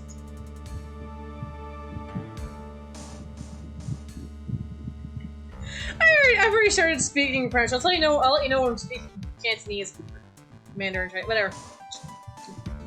Chinese. Cantonese, Japanese, Chinese. Before I even call them. He is, after all, an artist. He was perhaps searching for something in the snowy scenery that would move him, although I cannot guarantee that is the reason. And so, this unfortunate, unreliable-looking man, what exactly was it that he saw? I intend to extract it from him, right here in this courtroom. I wonder what he saw. Because Lord knows what Larry. You know, Alien is actually surprisingly easy. Dog is very hard, and Gibberish is by far the easiest. Actually, no, and that goes between easiest and hardest. Summon this youth as a witness immediately. I have no choice, do I? I believe he is in the gallery for this trial. It will not take long to summon him.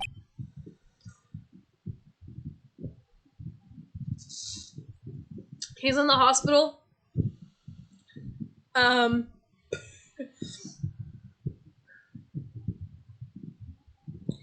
Miles is filling in. Oh, sorry, no. Did I not mention it? Oh, yeah, sorry. You weren't here for the recap. We'll do a quick briefing of it. So when we started this trial, Maya and Pearls were begging Phoenix to go to the Hazakura Temple. He was saying no until he saw a picture of the Occult magazine in which he saw this chick, and it's like, hey, that looks like Dahlia. Nonetheless. So he saw Dahlia. Or he saw someone who looked like Dahlia, so he said he'd go. Anyways, no, there's no lines, and that's just a bridge. So they go here, they meet Sister Bikini, they see Iris as they go to the inner temple. Oh, Phoenix is scared of heights. Well then, it's 10 p.m., he gets a hood, an anti-possession hood. Then lightning strikes on the bridge. Pearls is missing. Maya's trapped in a very cold cavern with icy water. And oh yeah, and lightning struck the bridge. It was on fire. Phoenix went to go save Maya. He fell through the bridge and into the cold, rushing waters of Eagle River. He's somehow alive. He's in the hospital. So Miles took his stand. He did the investigation, and he is being the defense attorney. Did I miss anything? I'm going to assume no.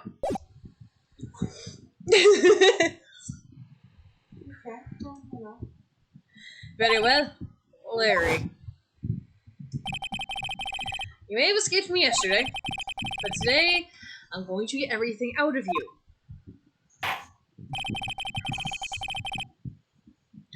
Don't worry, we'll see him in the next one. I'm not sure that he is alive. He has good luck not to die. The court will now adjourn for a 20-minute break. Miss Karma, please see preparing the next witness. Understood, Your Honor. Good. Well then, court is now in recess.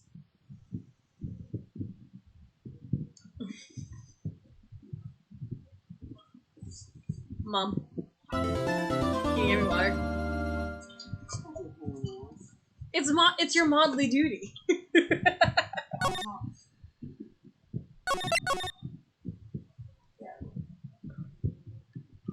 I also drink a lot of water, so my voice doesn't like go hoarse on me. Doing all the voices by myself. Ugh. Excuse me, Mr. Edgeworth. I'm not really sure what to say. Iris, we only have 20 minutes. There are two things I need to ask. Ask you before you reconvene. All right, I'll help you any way I can. First, about that night. First, about. That just make me say his lines. That.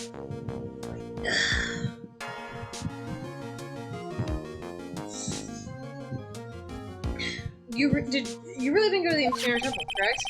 The last witness claims to have met and talked with you. That's right. Either you or Sister Bikini is lying.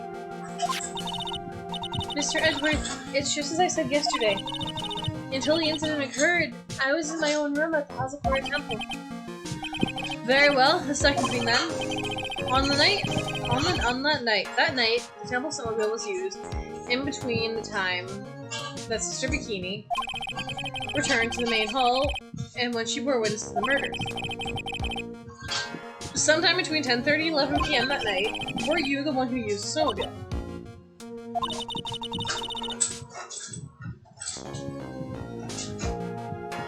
Awesome!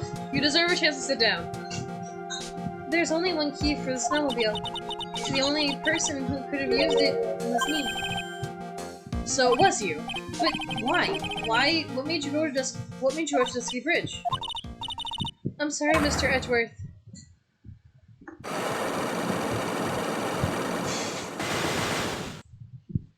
Psycho locks! Iris. I can't tell you about that yet. Not until her safety is confirmed. Her? The safety of the Acolyte. Just been talking. Oh, I'm sure. Just Maya.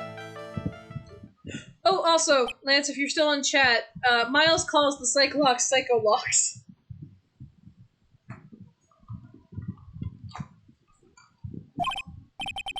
Iris, look me in the eye and tell me the truth. Did you kill Elise Donham? No matter who or what may come, I could never take a life. As I thought. No psycho locks. Very well. It is my job to get to the truth. You'll discover this for yourself soon enough.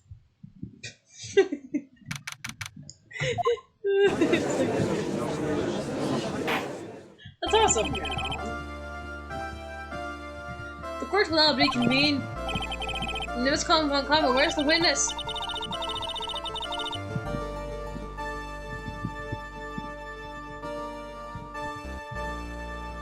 Oh yeah, if my back hurts enough, and I can't go in the hot tub, I usually take a shower. During a break, a man was detained for suspicious behavior at the gallery. Suspicious behavior? He was sketching something very intensely. Did I ask what the witness was sketching when he was detained?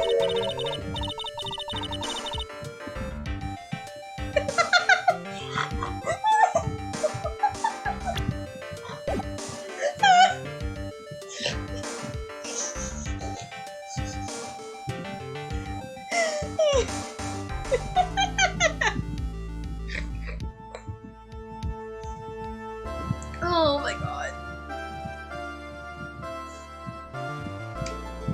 He drew a terrifying woman armed with a demonic face and a vicious whip.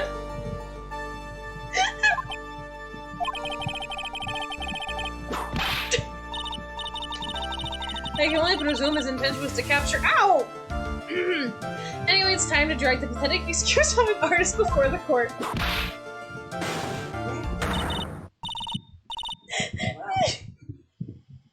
Did you not hear me?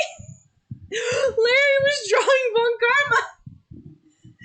She was drawing him. He was drawing a vicious woman armed with a demonic face and a whip. Larry Stoneham, I hope you're ready to get in here. It would seem that the whip is going to see plenty more use today.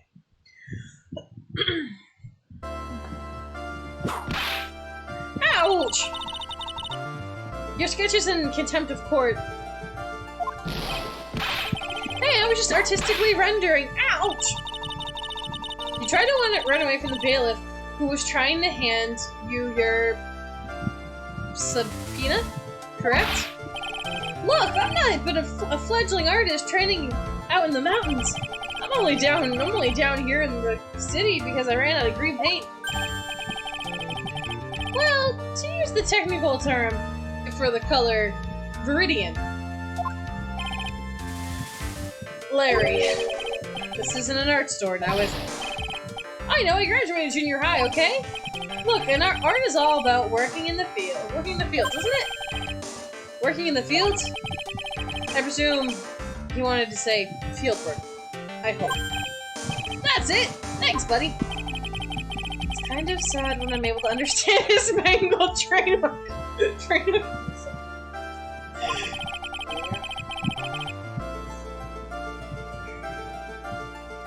I just happened to stop in here and found a wonderful new model. So see, I've got nothing to do with this trial after all. I expect all your faces to be red when you realize this mistake, bright red. Or to use the technical term, crimson lake. Ow, ouch! Ouch! Stop your pathetic babbling and testify like a man. Refrain from whooping me, Miss Von Karma. Cross-examining is cross-whipping as bad as cross-checking. Witness, this is all your fault. Testify now. This is too much for me. What I saw! A dramatic retelling of the murder of Lee Stoneham. Coming to you. Coming to a theater near you in August of whatever.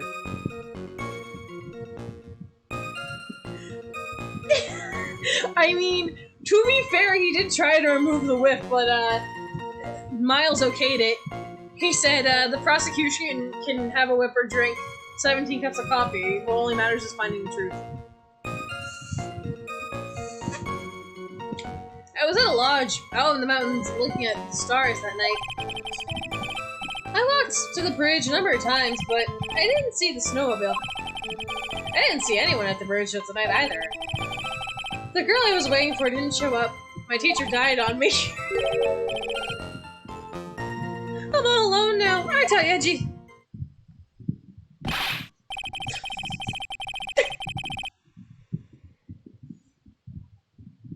Well, Galaxy, this is a different judge. This is the Canadian judge. Witness, please refrain from talking directly to the lawyers during your testimony. That's Jesus Christ. What was that accent? What that? I have no idea.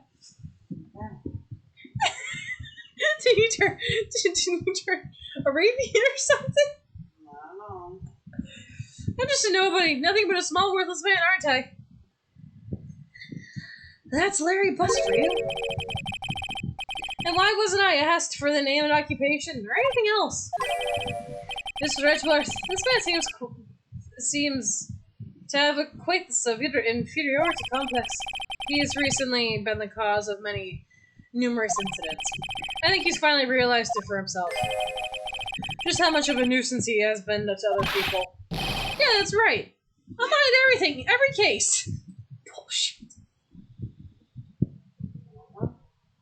Why? Neighborville sucks. The graphics are terrible.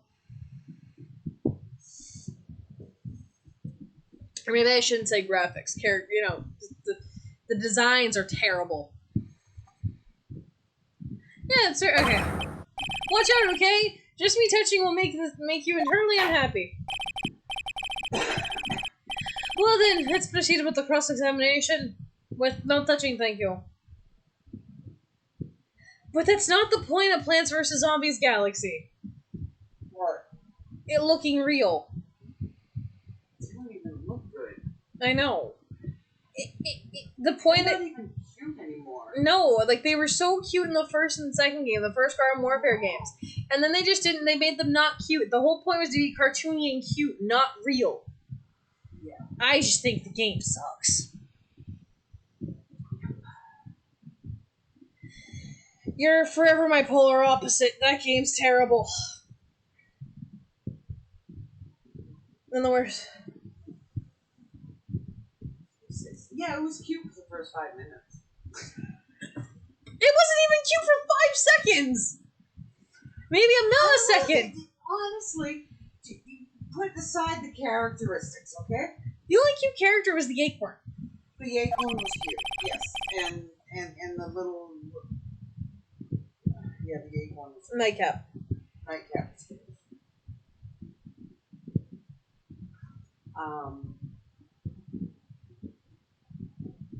I kind of agree with what the guy said in the video. One section was fine, and then when you get to the other 5 sections... Oh yeah, they should have done something different. Repeat wash. Yeah. The other thing that drives you to do it is the story. And both sides of the story were fine, and then I don't know, there's just too much wrong with it. But I haven't been back in because from what I understand, well, I don't know. No, I know. I hate that game.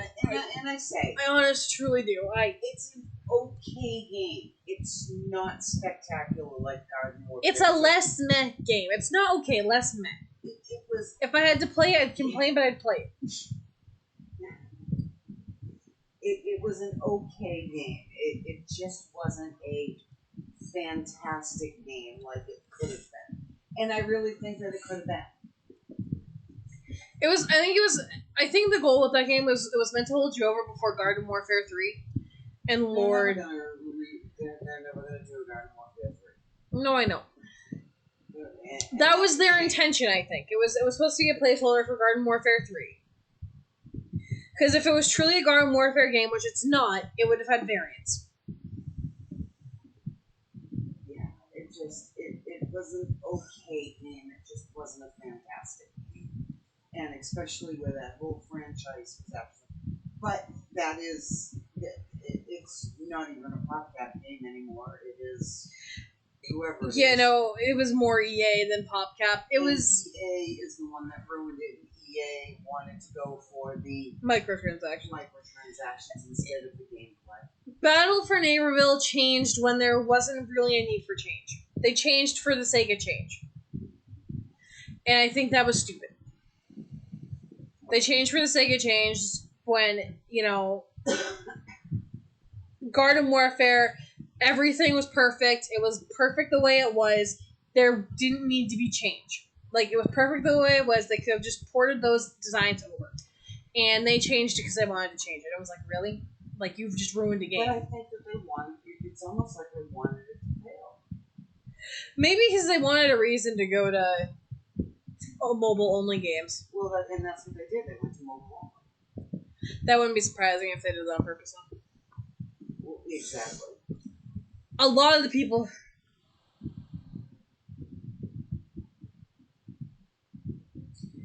Okay, whatever. The game sucks, in my opinion. That's why I'll never stream it. Actually, I think I streamed it once a long time ago. I don't think we've ever streamed that one. Maybe we streamed a little. No, I think we were streaming it, but it didn't go through properly because I think we were having error issues. We can delve into the other details at a later time.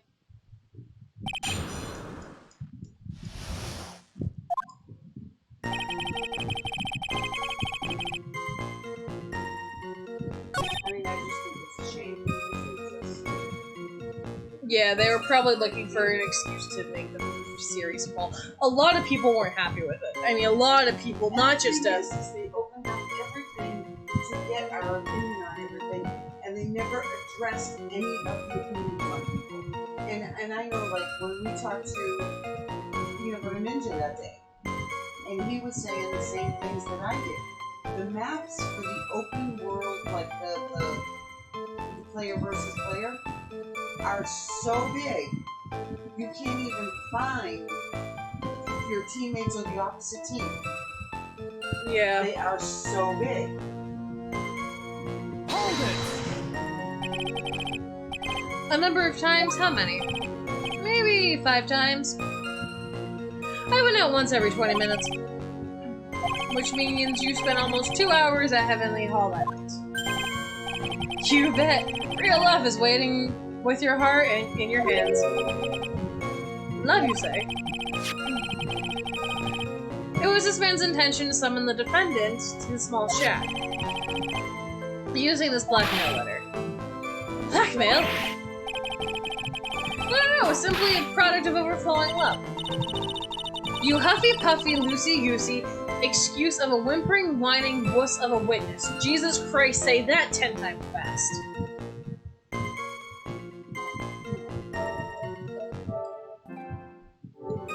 Screenshotting. So, what did you see? I hope for your sake you saw a snowmobile. You huffy puffy loosey goosey. Excuse of a whimpering, whining wuss of a witness, eh? Well, you see, being called those names doesn't seem to bother him at all.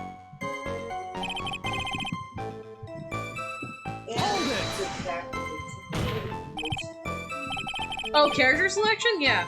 No, they took away most of their powers. I say their powers loosely, but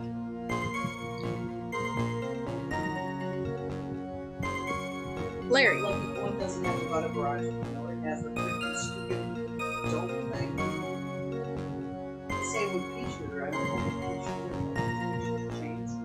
Well, they took the pea shooter's run ability away because they gave everyone the ability to. I think. But then again, the size of the maps, you need to run to the other freaking side. They did so much injustice with the cactus. Actually, no. What sucks is I play healer in most things. And I can't play healer, I mean I can. But I refuse to play healer because I hate how they redesigned the sunflower. Like, they redesigned the sunflower and the pea shooter, which were two of my favorite characters to play as. And they both look horrendous. Like, the only characters that look good are the new characters. And like I said, they even Super Brains, they gave him a shield, which was useless. And same with Citron, they gave him a shield. You can't shoot when the shield is up. What is the point?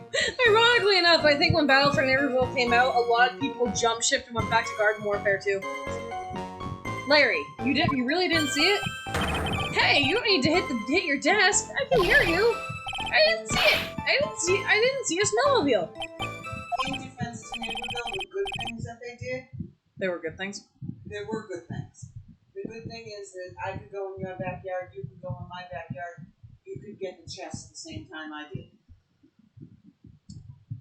You couldn't do that in any of the other ones. And they butchered garden ops and graveyard ops. They did, because now, it used to be, I think you can use the portal now, but even still, You can't choose what side to play on. you can't choose which side you're going to play on. Or you can't choose the map that you're going to play on. Yeah, you can't choose what side or what map you play on. And it's like, really, like, I don't like playing as zombies. I hate zombies. I can't stand them. But now it's like, oh, hey, I need to play around as a zombie before I can play around as a plant. Yes. What's the logic in that? Like, it really? And the other thing was is they made it very difficult to get to garden or graveyard ops in the world that you chose. You would die before you got to the freaking garden to play garden ops. Yeah. And when you did finally get there, you were strictly on that map only. If you wanted to strictly play garden ops.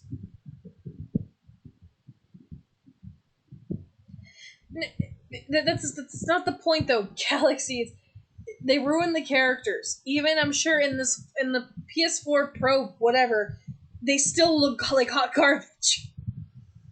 They do. They do.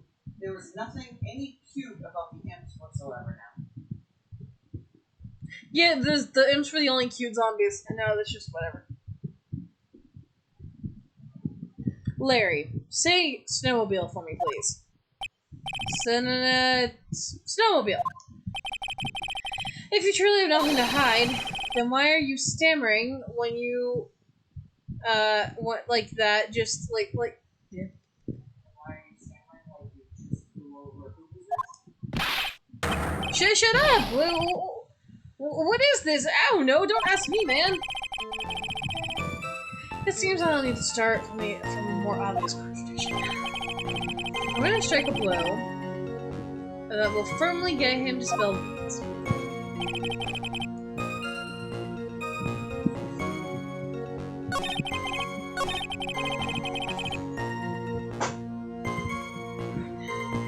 They do not look beautiful. They look beautiful to you, but they just look like hot garbage.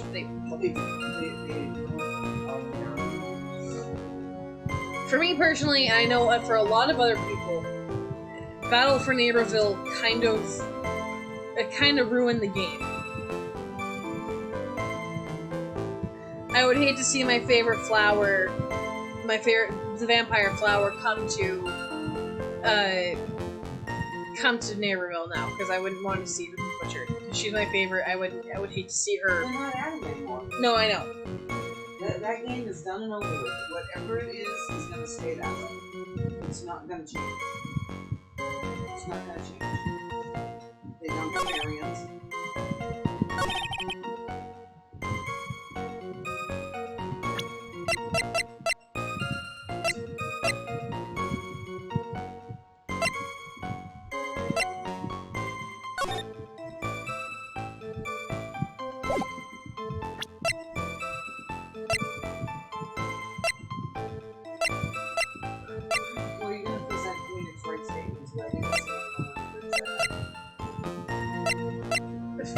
Phoenix's statement? Oh, present what? Oh yeah, and you didn't meet anyone? That's right, because I got nothing to do with this. I'm just here to buy some Viridian paint, okay? Come on! I expect to see those Crimson Lake faces now. It would appear that simply pressing him isn't enough, Mr. Edgeworth. Indeed. It seems he's going to claim to have done nothing to do with this. Yeah. I don't want this guy to cost a same more time. I need to slice through his obvious contradictions and keep this moving along. Ah, shit.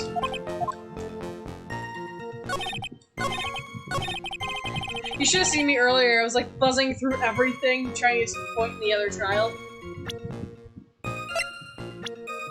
Objection! Attention! Larry Butts. I can imagine why you might want to throw your old life away. You're pretty pathetic, and you cause all sorts of trouble. I'm sorry, but having realized just how much of a nuisance you've been, that could be considered a step in the right direction. Edgy, are you trying to console me? It certainly doesn't sound that way to me. However, I can't forgive you for simply turning away to the incidents you create. What? You're totally pinning this on me. Now then, let's talk about the night of the murder. Sister Bikini, after seeing the murder take place, asked Phoenix Wright to report it. Thus, he headed to the public phone by the bridge. There, he happened to come across a certain nefarious individual. You, Larry Butts. That's right, me in the flesh. Listen carefully, witness. It doesn't matter if you change your name. So long as you remain pretty pathetic, you will continue to cause these incidents. In reality, that reality will not change. But, what do you want me to do then? Mary? What you need to do to change your inner self, what you need to do is change your inner self. But for now, what you saw that night, testifying truthfully about this one issue, is all I need from you. Please! I'm on my knees. I'm practically on my knees begging you. Edgy, I think I finally woken up. Like, man. Well, I guess I could still be sleeping. But anyway, I'll do it. I'll testify the truth. Well, I'm not sure this will go especially well. I'll ask again then, witness. What did you see on the night of the murder? What I saw, part 2. I went to the shack around 9. So it would have been around 9, about 10:30. I was lying under my bedding. When a white flash almost blinded me. I looked out the window. Dusky Bridge was on fire. There was still some thunder, but I went right away to check it out. That's when I ran into Nick. You certainly saw quite a lot, didn't you? So, what happened on the bridge after it caught on fire? It was like me and a 3-day stint chasing a girl. It totally burnt out. Like, almost totally gone. I mean, trying to cross the burning remains was what caused it to fall. What did you say?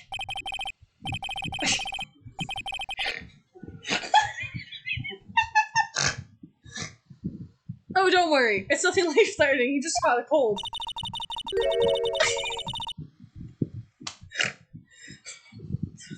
I never know with that man, if he should be called lucky or unlucky. Now, Mr. Edgeworth, please commence with cross-examination. A. Okay, so cross-examination part 2. Yes. Press Larry on the statement that is still suspended by idling. Check it out. Pressing now. Choose why didn't you call anyone? You said right away. But exactly how long after the strike was that? Lightning fell, and then the bridge caught on fire. Around 5 minutes? I mean, I suddenly thought, I gotta check this out. How far is the small shack from the bridge? Hold on. Well, it had to be pretty. It had pretty much stopped snowing. I guess about a 5-minute walk. And how did Dusky Bridge look when you got there? It looks like I had recovered a piece of my childhood. I mean, not even the bonfires kids make during school camping trips could compare. Well, should I press him a little more info? No. Why didn't you call anyone? Larry, let me ask you one thing. Just one teeny tiny little detail. What is it, Edgy? What's with the serious face?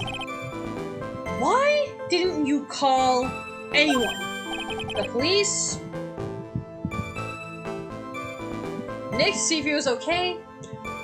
Phoenix, you know you can call him Nick. Oh, what do you mean? Normally, when faced with a towering inferno, one would try and tell someone. There's a public phone right by Dusky Bridge, correct? Well, of course, I thought of doing that. You thought? So then, let's be hit her while you didn't. Uh-huh. Yeah, okay, a reason. No reason. It isn't that I didn't try to tell anyone, I just didn't have time to, okay? Press him? I'm assuming. Hold it!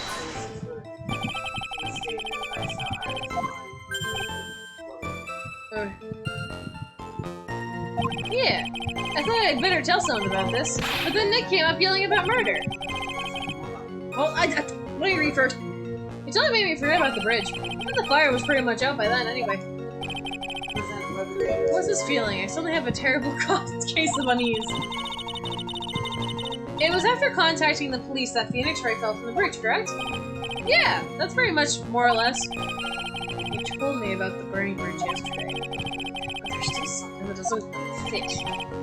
It looks like, despite change of heart, Larry still isn't telling you the truth.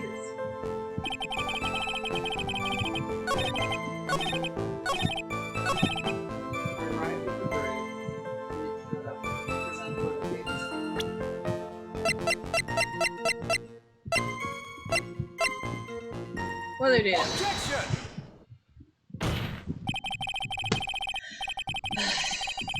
Your very existence of being in contradiction. I'm not sure if you can grasp this or not. What the heck? What the hey? What the hey, Edgy? You sound like some sort of alien. But your testimony is conclusively contradictory. The problem here is time. I've never been the best timekeeper, you know. 3 minutes after Billy leaves the foot, you follow him on your bicycle.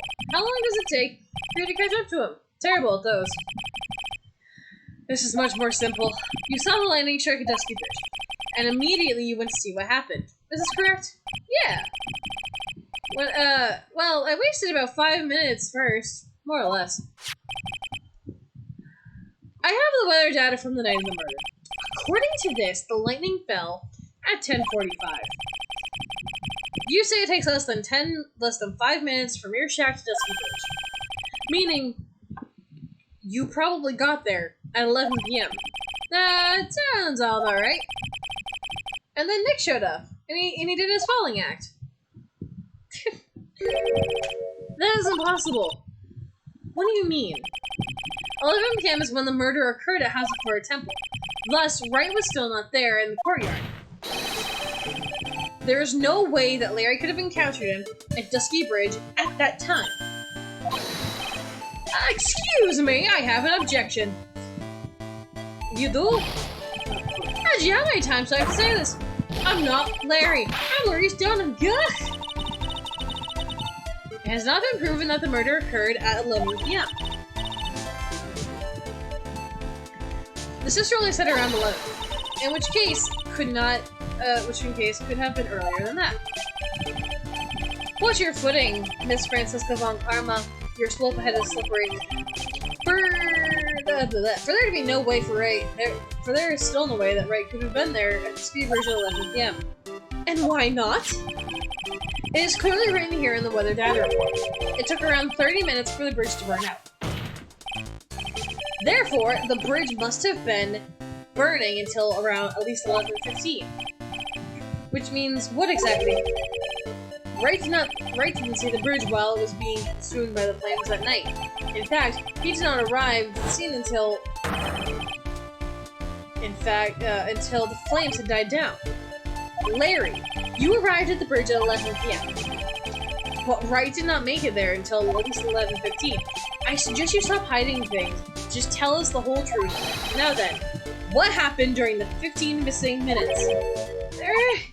I feel like I just got brutally woken up by a toilet splashback. Order! There are 15 minutes missing prior to the meeting of Phoenix Wright. I hardly see that as much of a problem. Yeah, not much of a problem at all. Really? The bridge is burning before your eyes, and there's a phone right next to it. Why did you not report the accident? Yes, witness. Why didn't you? What are you there simply to watch the bridge burn? And therein lies the problem. For even after the bridge had burnt out, he was still there. Staring into space, this witness didn't even attempt to fulfill his civic duty. That's what it sounds like. Ah, but this is Larry we're talking about. Not even he is incapable of being so stupid. So that means there must have been a reason for his inaction.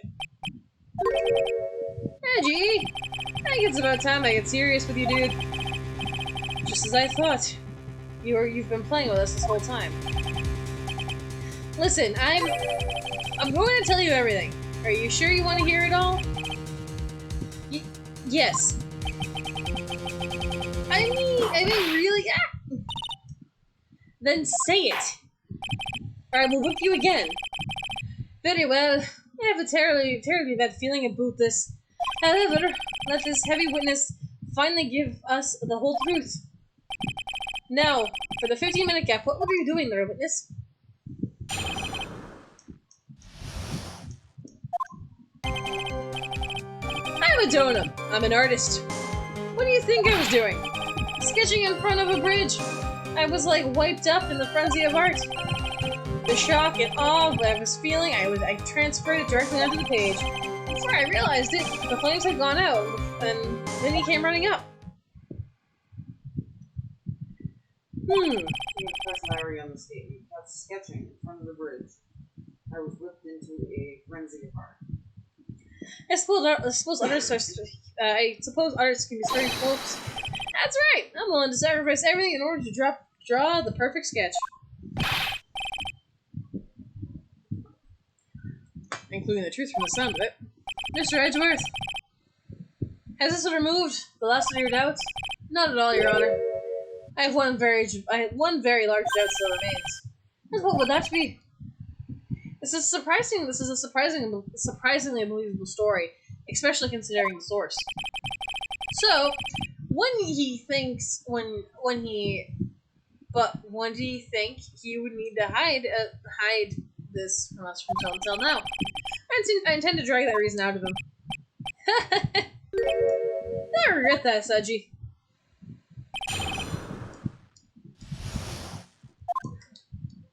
Hold it!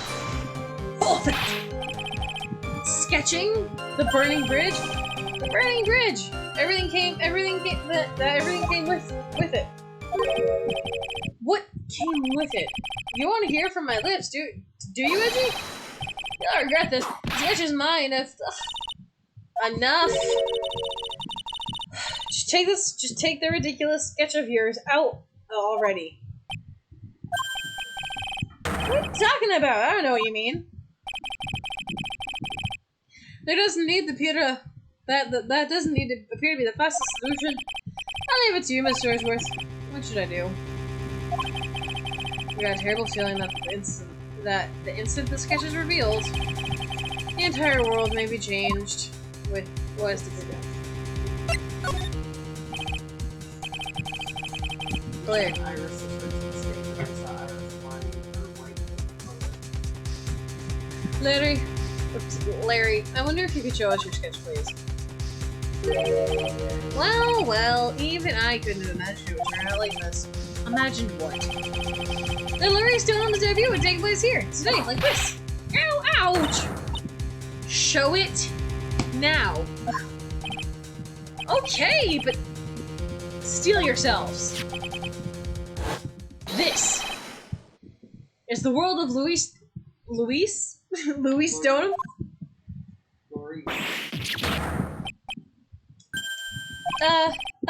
Well, so this is the Dusky Bridge, correct? Quite a large bridge, isn't it? In response, Miss Farfana?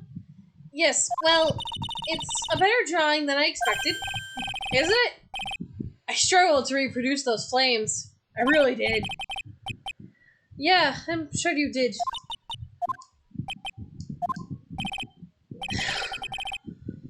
This is gonna go. Present Iris's hood to the statement. I saw Iris. I will. No one has the courage to bring it up, it seems. But this mysterious flying object. Larry! What? The burning bridge is fine. But what is this unfortunate looking figure?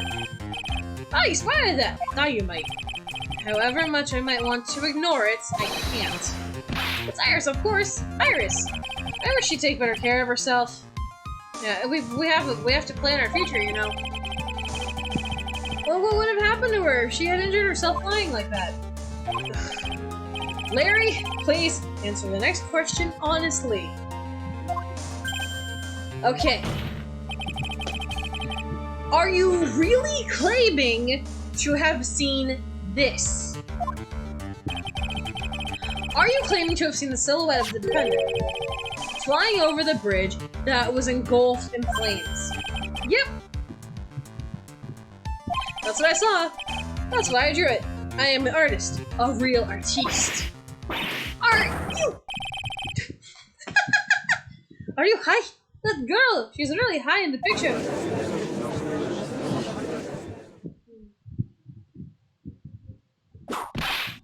Ah! What was that for? This is all a bad dream. I've been hitting you on the cheek to test that theory. Please whip your own cheek. From now on, if you wish to test your wild theories. Anyway, no court will allow and will ever acknowledge that people can fly. Actually, there is some precedence to this. She was flying pretty high, my sweet Iris. She was about 30 feet above the bridge, at least. It was really something to see. This has to be some kind of mistake. Mr. Edgeworth, please bring the witness back down to earth. What? Me? This witness is your friend, is he not? Accessory to foolishness, Miles Edgeworth. Let us get back to the cross-examination. By force, if necessary. Mr. Edgeworth, I expect you to expose the obvious contradiction here. Yes, Your Honor. Looks like I had another reason to remember this moral. Well? What do you think of my debut piece? Get the thing away from me, for crying out loud. Now, hurry up and cross-examine him.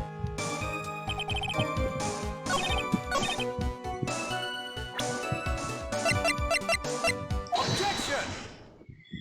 Larry! What did you really see that night? Not that I particularly care. In your position, that's just irresponsible. I drew exactly what I saw. I gave you a whole $1. That's it.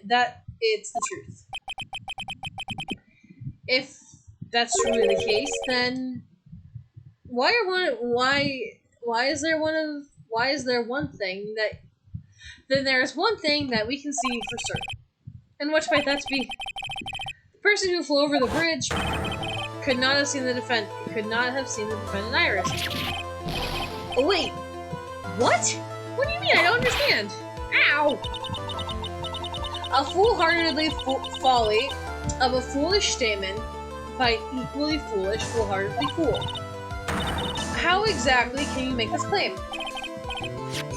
Tell us, Larry. According to the picture, the individual whom you saw was wearing a hood, correct? Of course she was. The rundown shack is quite a way from the bridge. The hood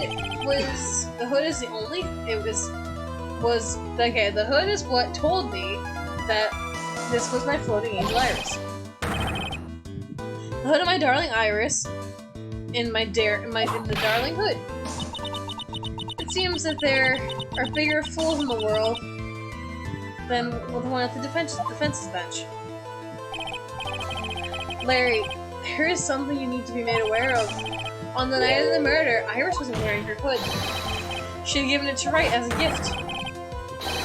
Are you going to change your story now? Perhaps suggest it was Wright who took the hood. What are you talking about? I think you'll understand what I'm just fine. Why? Didn't Nick have Iris's? Why did Nick have Iris's hood? What? Edgy, what's going on with Iris and Nick? Why you, Nick? You dog? You dog? I do believe that this unbelievable sketch is destined to disappear, discredited and discarded straight into the garbage. Ah! What is it now, witness? It feels like I've been waiting 25 years for this very day to come. Edgy, this is the day I get to completely stupefy you. What? What is the meaning of your outburst, witness? I hate to have to do this, but I have some definitive evidence. Definitive evidence? Iris did indeed come flying over the bridge, and I, Maurice Donham, shall prove it. And my masterful testimony. I didn't expect to ask this question again, but we shall be needing another testimony once again. Tell us what you know concerning the defendant depicted in the sketch. And show us your evidence of the nightmare was actually a reality. Okay, I hope you're ready, Edgy, because I'm gonna feed you a whooping serving of pain. Sir.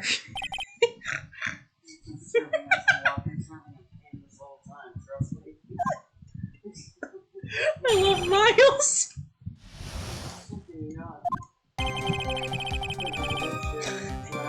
I know. When I reached Chesky Bridge, she was already gone. I was so worried, so I frantically searched all over for her, which led me to finding a beautiful crystal sphere, half buried in the snow. I'm sure it was just Iris simply wearing a spare foot. After all, no one else could lose the crystal sphere that night.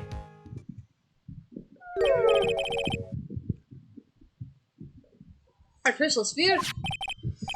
This one! It's pretty, isn't it? But finders keepers. That sphere, where did you find it?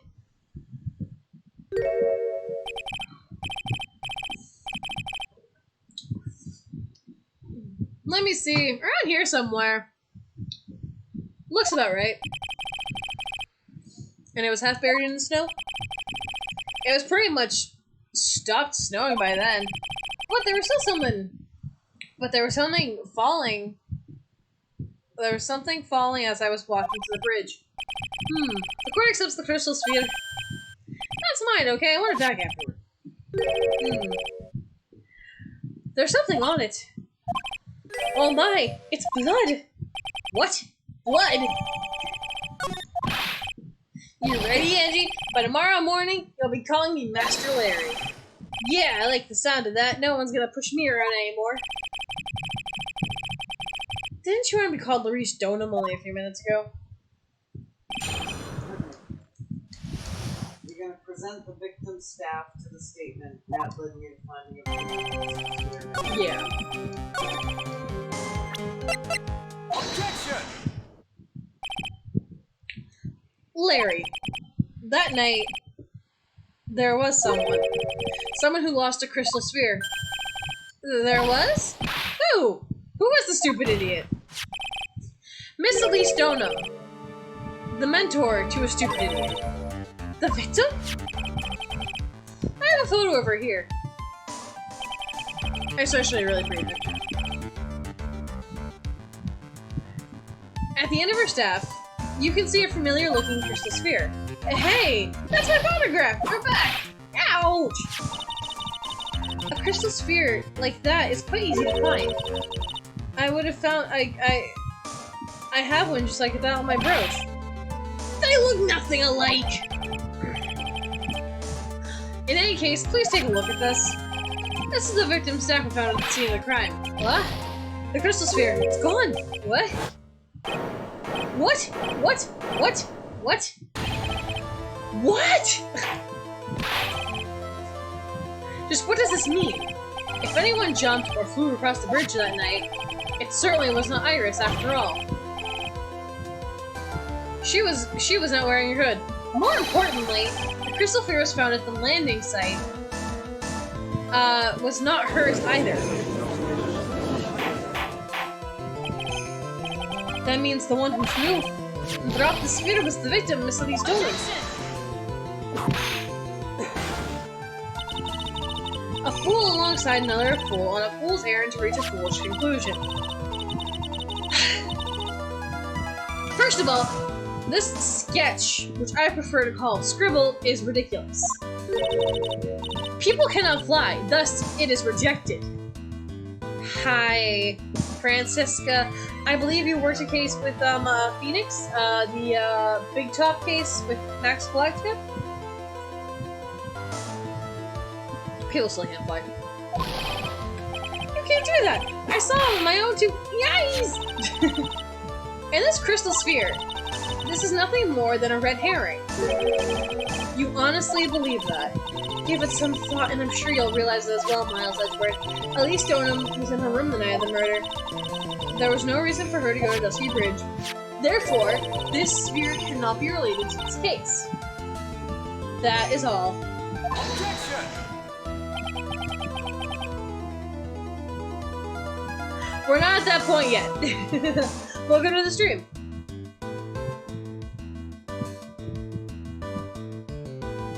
This is the beginning trial with Miles. Or we haven't concluded that just yet. Miss Francisca von Karma, the only person who will accept the explanation, are scatterbrains and clowns. Why are you pointing at me? The victim's crystal sphere was found near Dusky Bridge, on the day of the murder.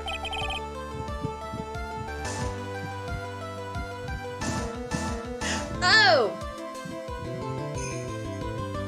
Oh, yeah.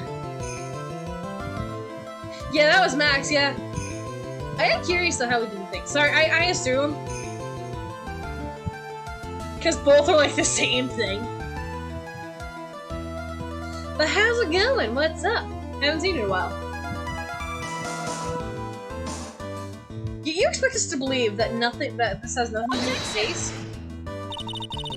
That crystal sphere, it was probably thrown away at the bridge after the murder. Explain the blood. You're all good. I should have also probably read it better. That's good. We're on my favorite trial. I love this trial for Turnabout. After the murder.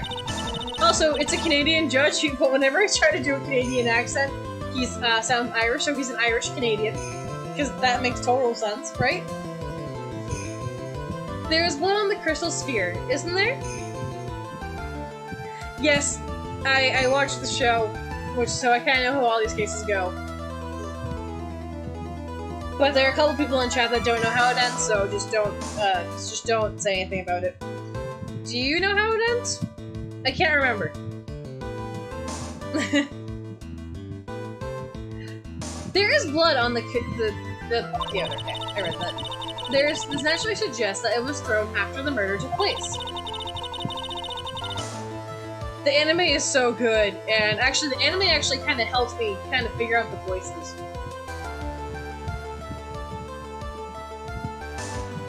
Okay, yeah. Actually, it's funny.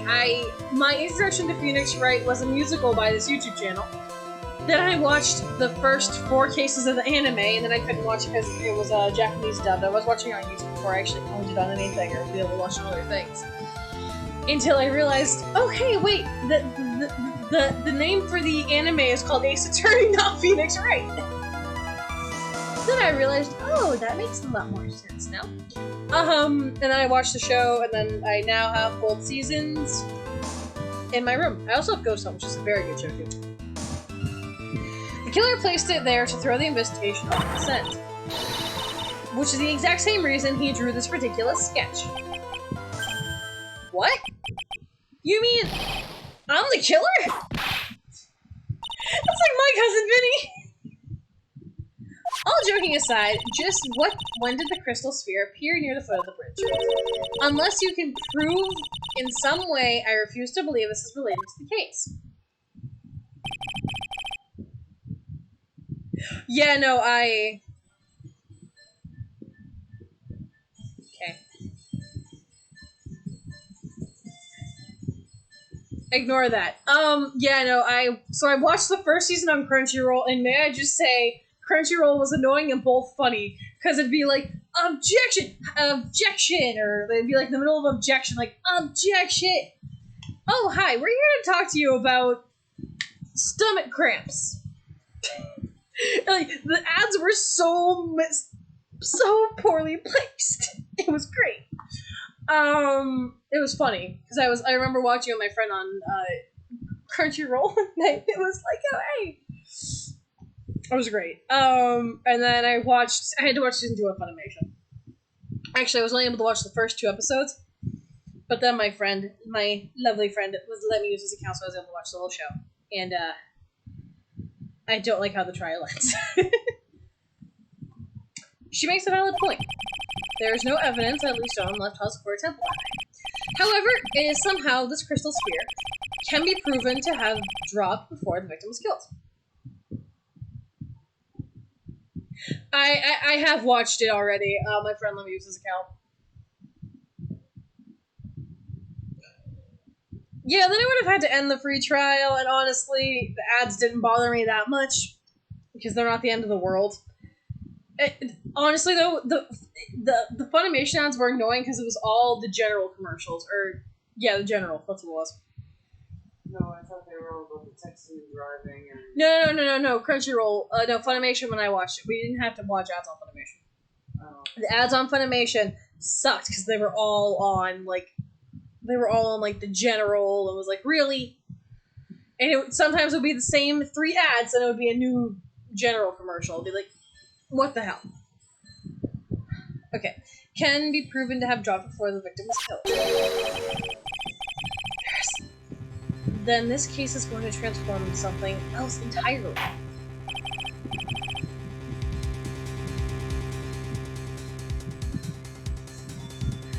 I actually don't know who Eric Vale is. I don't know who he is.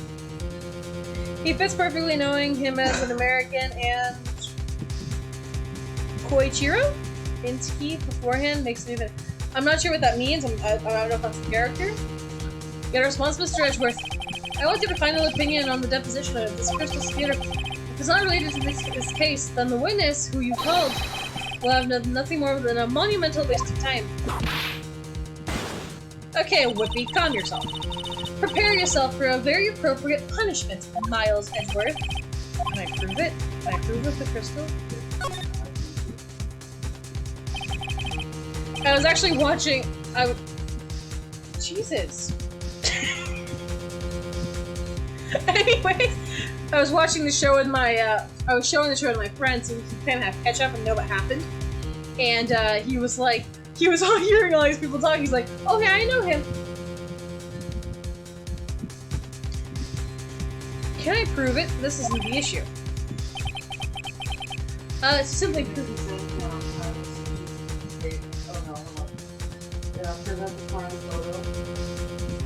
Zombies are not cute. There are some previous voice roles. He voiced America and Hentalia. Nice. The zombies are ugly. Actually, the only good the zombie is the All-Star. No, 80s action star. Yeah, he's kind of cool. That's what he do. That's the way Phoenix Wright would do this. Your Honor, allow me to prove something to you. Rocket zombie? Oh, you're talking about the 80. Does he have a bow and arrow? No, rocket zombie? Oh, or you could be talking about the... No, the Space Cadet. Your Honor, allow me to prove something to you. To prove this crystal sphere is a vital link in solving this case. The roller skate zombie? Since when does she have to do with, thingies? Rockets. You will do what? That look in your eyes. You remind me of Phoenix Wright when he is concerned. Or cornered. Whatever. That's come to that's come to a surprise. Report again. Because right now, I am Phoenix Wright, and right now I am indeed concerned. I order you to present the evidence, Mr. Edgeworth. Evidence that proves the circular sphere was indeed dropped before the murder.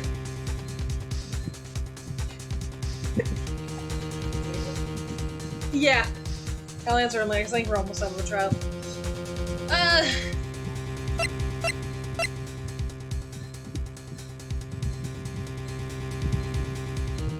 Oh, okay, I haven't played that game in a while. Wait, Iris's hood? Oh, no, you presented the crime photo? Crime photo.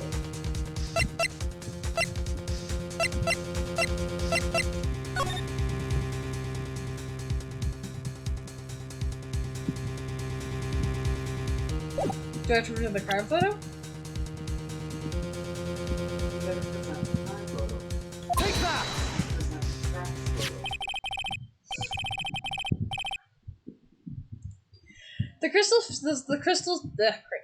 This crystal sphere was half buried in the snow, correct? That's right. If it hadn't stopped snowing, it would have been game over. The snow would have totally covered it. That's all I needed to hear from you, Larry. Your testimony makes one thing quite clear. What? When this crystal sphere dropped, it was snowing. Even if it was ever so slightly. Snowing? On the other hand, let us look at the scene of the murder. As proven earlier, there was no snow on the victim's body. Therefore, the crystal sphere had been dropped before the murder. What? Yeah,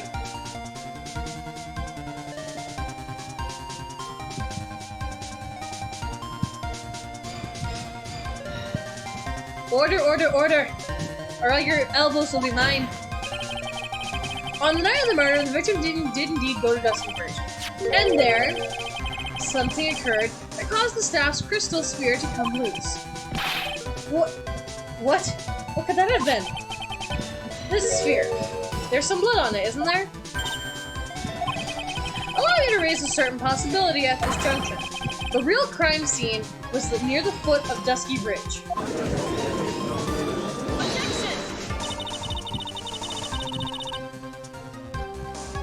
I like Garden Warfare. I grew tired of Garden Warfare because I'm a shooter. I think at that point I had done everything, and leveling up characters just isn't my forte, so I stopped playing it, but I will play it. Yeah! The murder didn't take place at the Hazakura Temple courtyard? Only a fool would suggest a foolish piece of absolute foolishness. Just who is this fool? And which part is so foolish, Miss Von Karma? Have you been paying any attention at this whole time, Miles Edgeworth? The sister saw everything. She saw the victim being told by the defendant at Hazakura Temple courtyard. You naive bitch. Sorry. No swearing, eh? That's not exactly true, now is it? To put it more precisely, what she saw was the murder weapon being removed from the victim's body.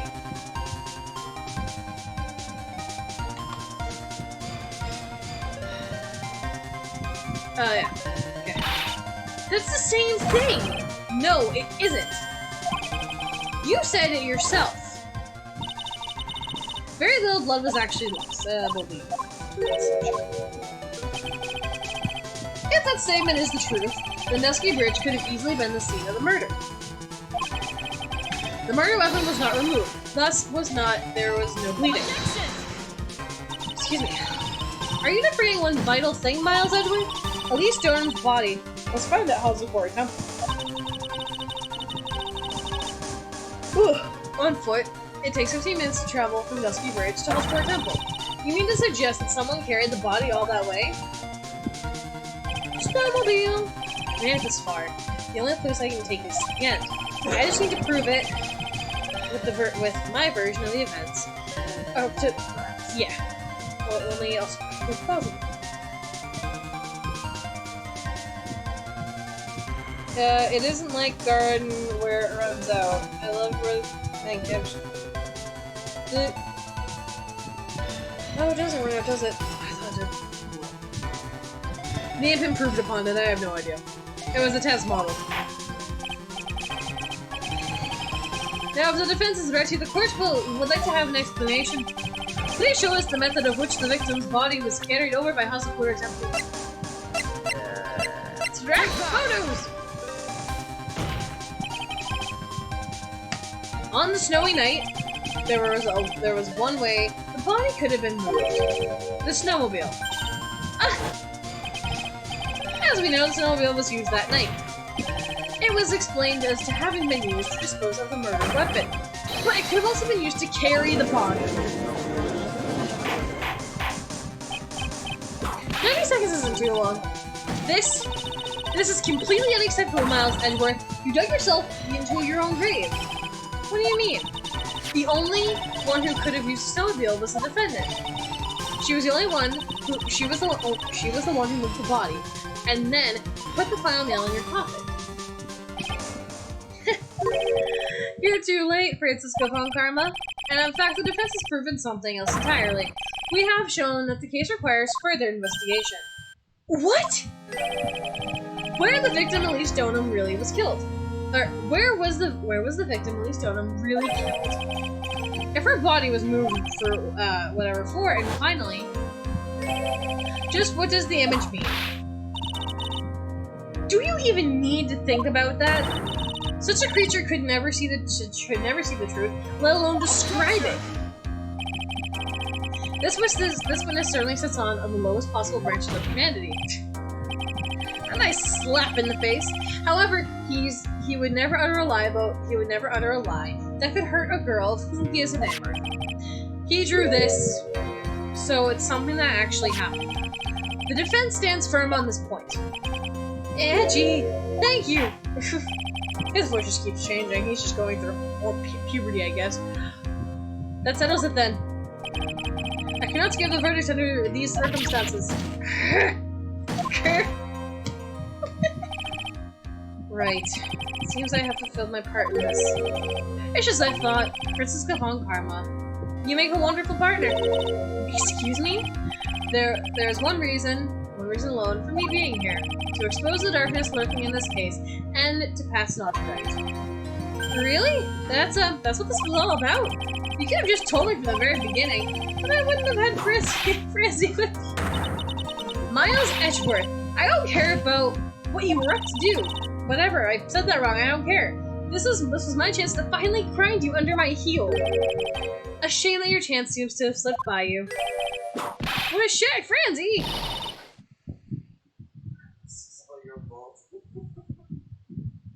It was interesting. Such a terrible way that.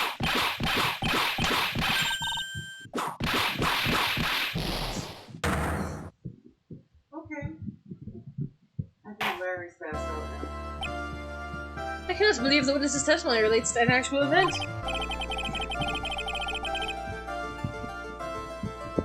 The what flower? Have his words here today been the truth or lies? Next time we gather in this courtroom. Find out from the next episode of Dragon Ball Z. Total drama action? Pilot? These are matters that shall be addressed. I'm counting on you on thorough investigations by both the defense and the prosecution. Again, the what?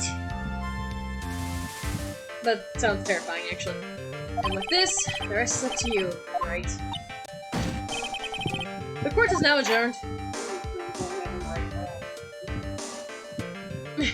Total drama worlds to total drama courtroom. I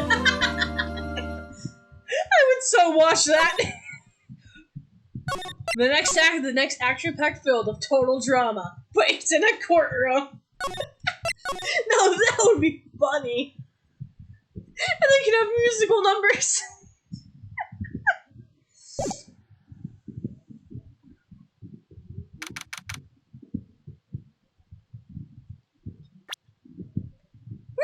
gonna save it here. Alright guys, on that note, I'm gonna end it here. Thank you all for joining me. If you guys are new, make sure you do hit follow. That way you get notified when we go live. I'm a variety streamer. We'll be picking this up tomorrow. I can't wait for tomorrow. I'm super duper excited. Well, I think you know why. I am super duper excited. I know you probably don't have all the costumes in the game. Well, I hate how they did. Another thing I hate about that game is how they did the costumes. Yes. So we will be live tomorrow morning with some more Sly Cooper. I think we'll be able to get to the Lumberjack games. I think maybe even do the Lumberjack games. Finish up. Maybe I'll just actually finish off that second. And then tomorrow night, Lance is gonna come over. We're gonna do some more Phoenix Wright.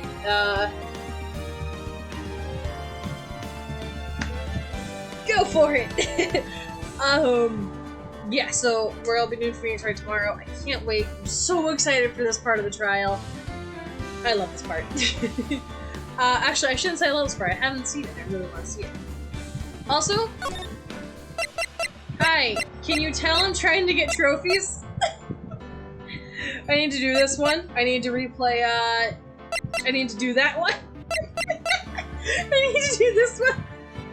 I need to do trophies. Actually, this is for, Lance. Anyways, so, who's live? Actually, I wonder if, he's live.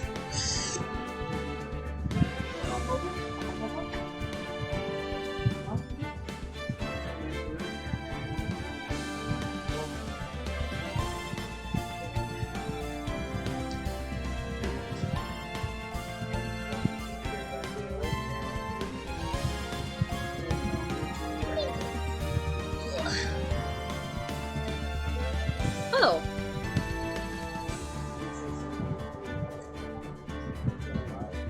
Okay, well, alright, I'm gonna send you guys to Trans Delphin. Wonderful streamer. She's currently doing a charity live stream.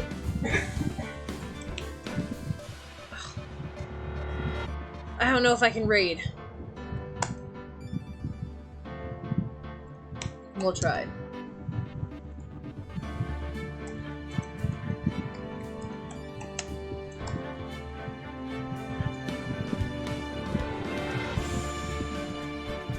Alright, so I'm gonna send you to Trans Delphin 28. She's a wonderful streamer. She's currently doing a charity for cancer research. So give her a follow. She deserves the world. Make sure you guys check out Galaxy. And yeah. Please go through. Please. I'm praying. How's that invalid name?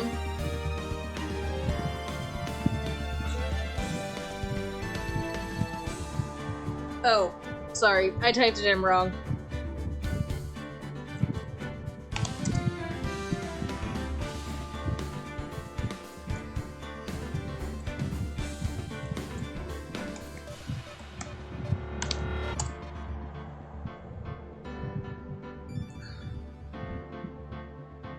There we go.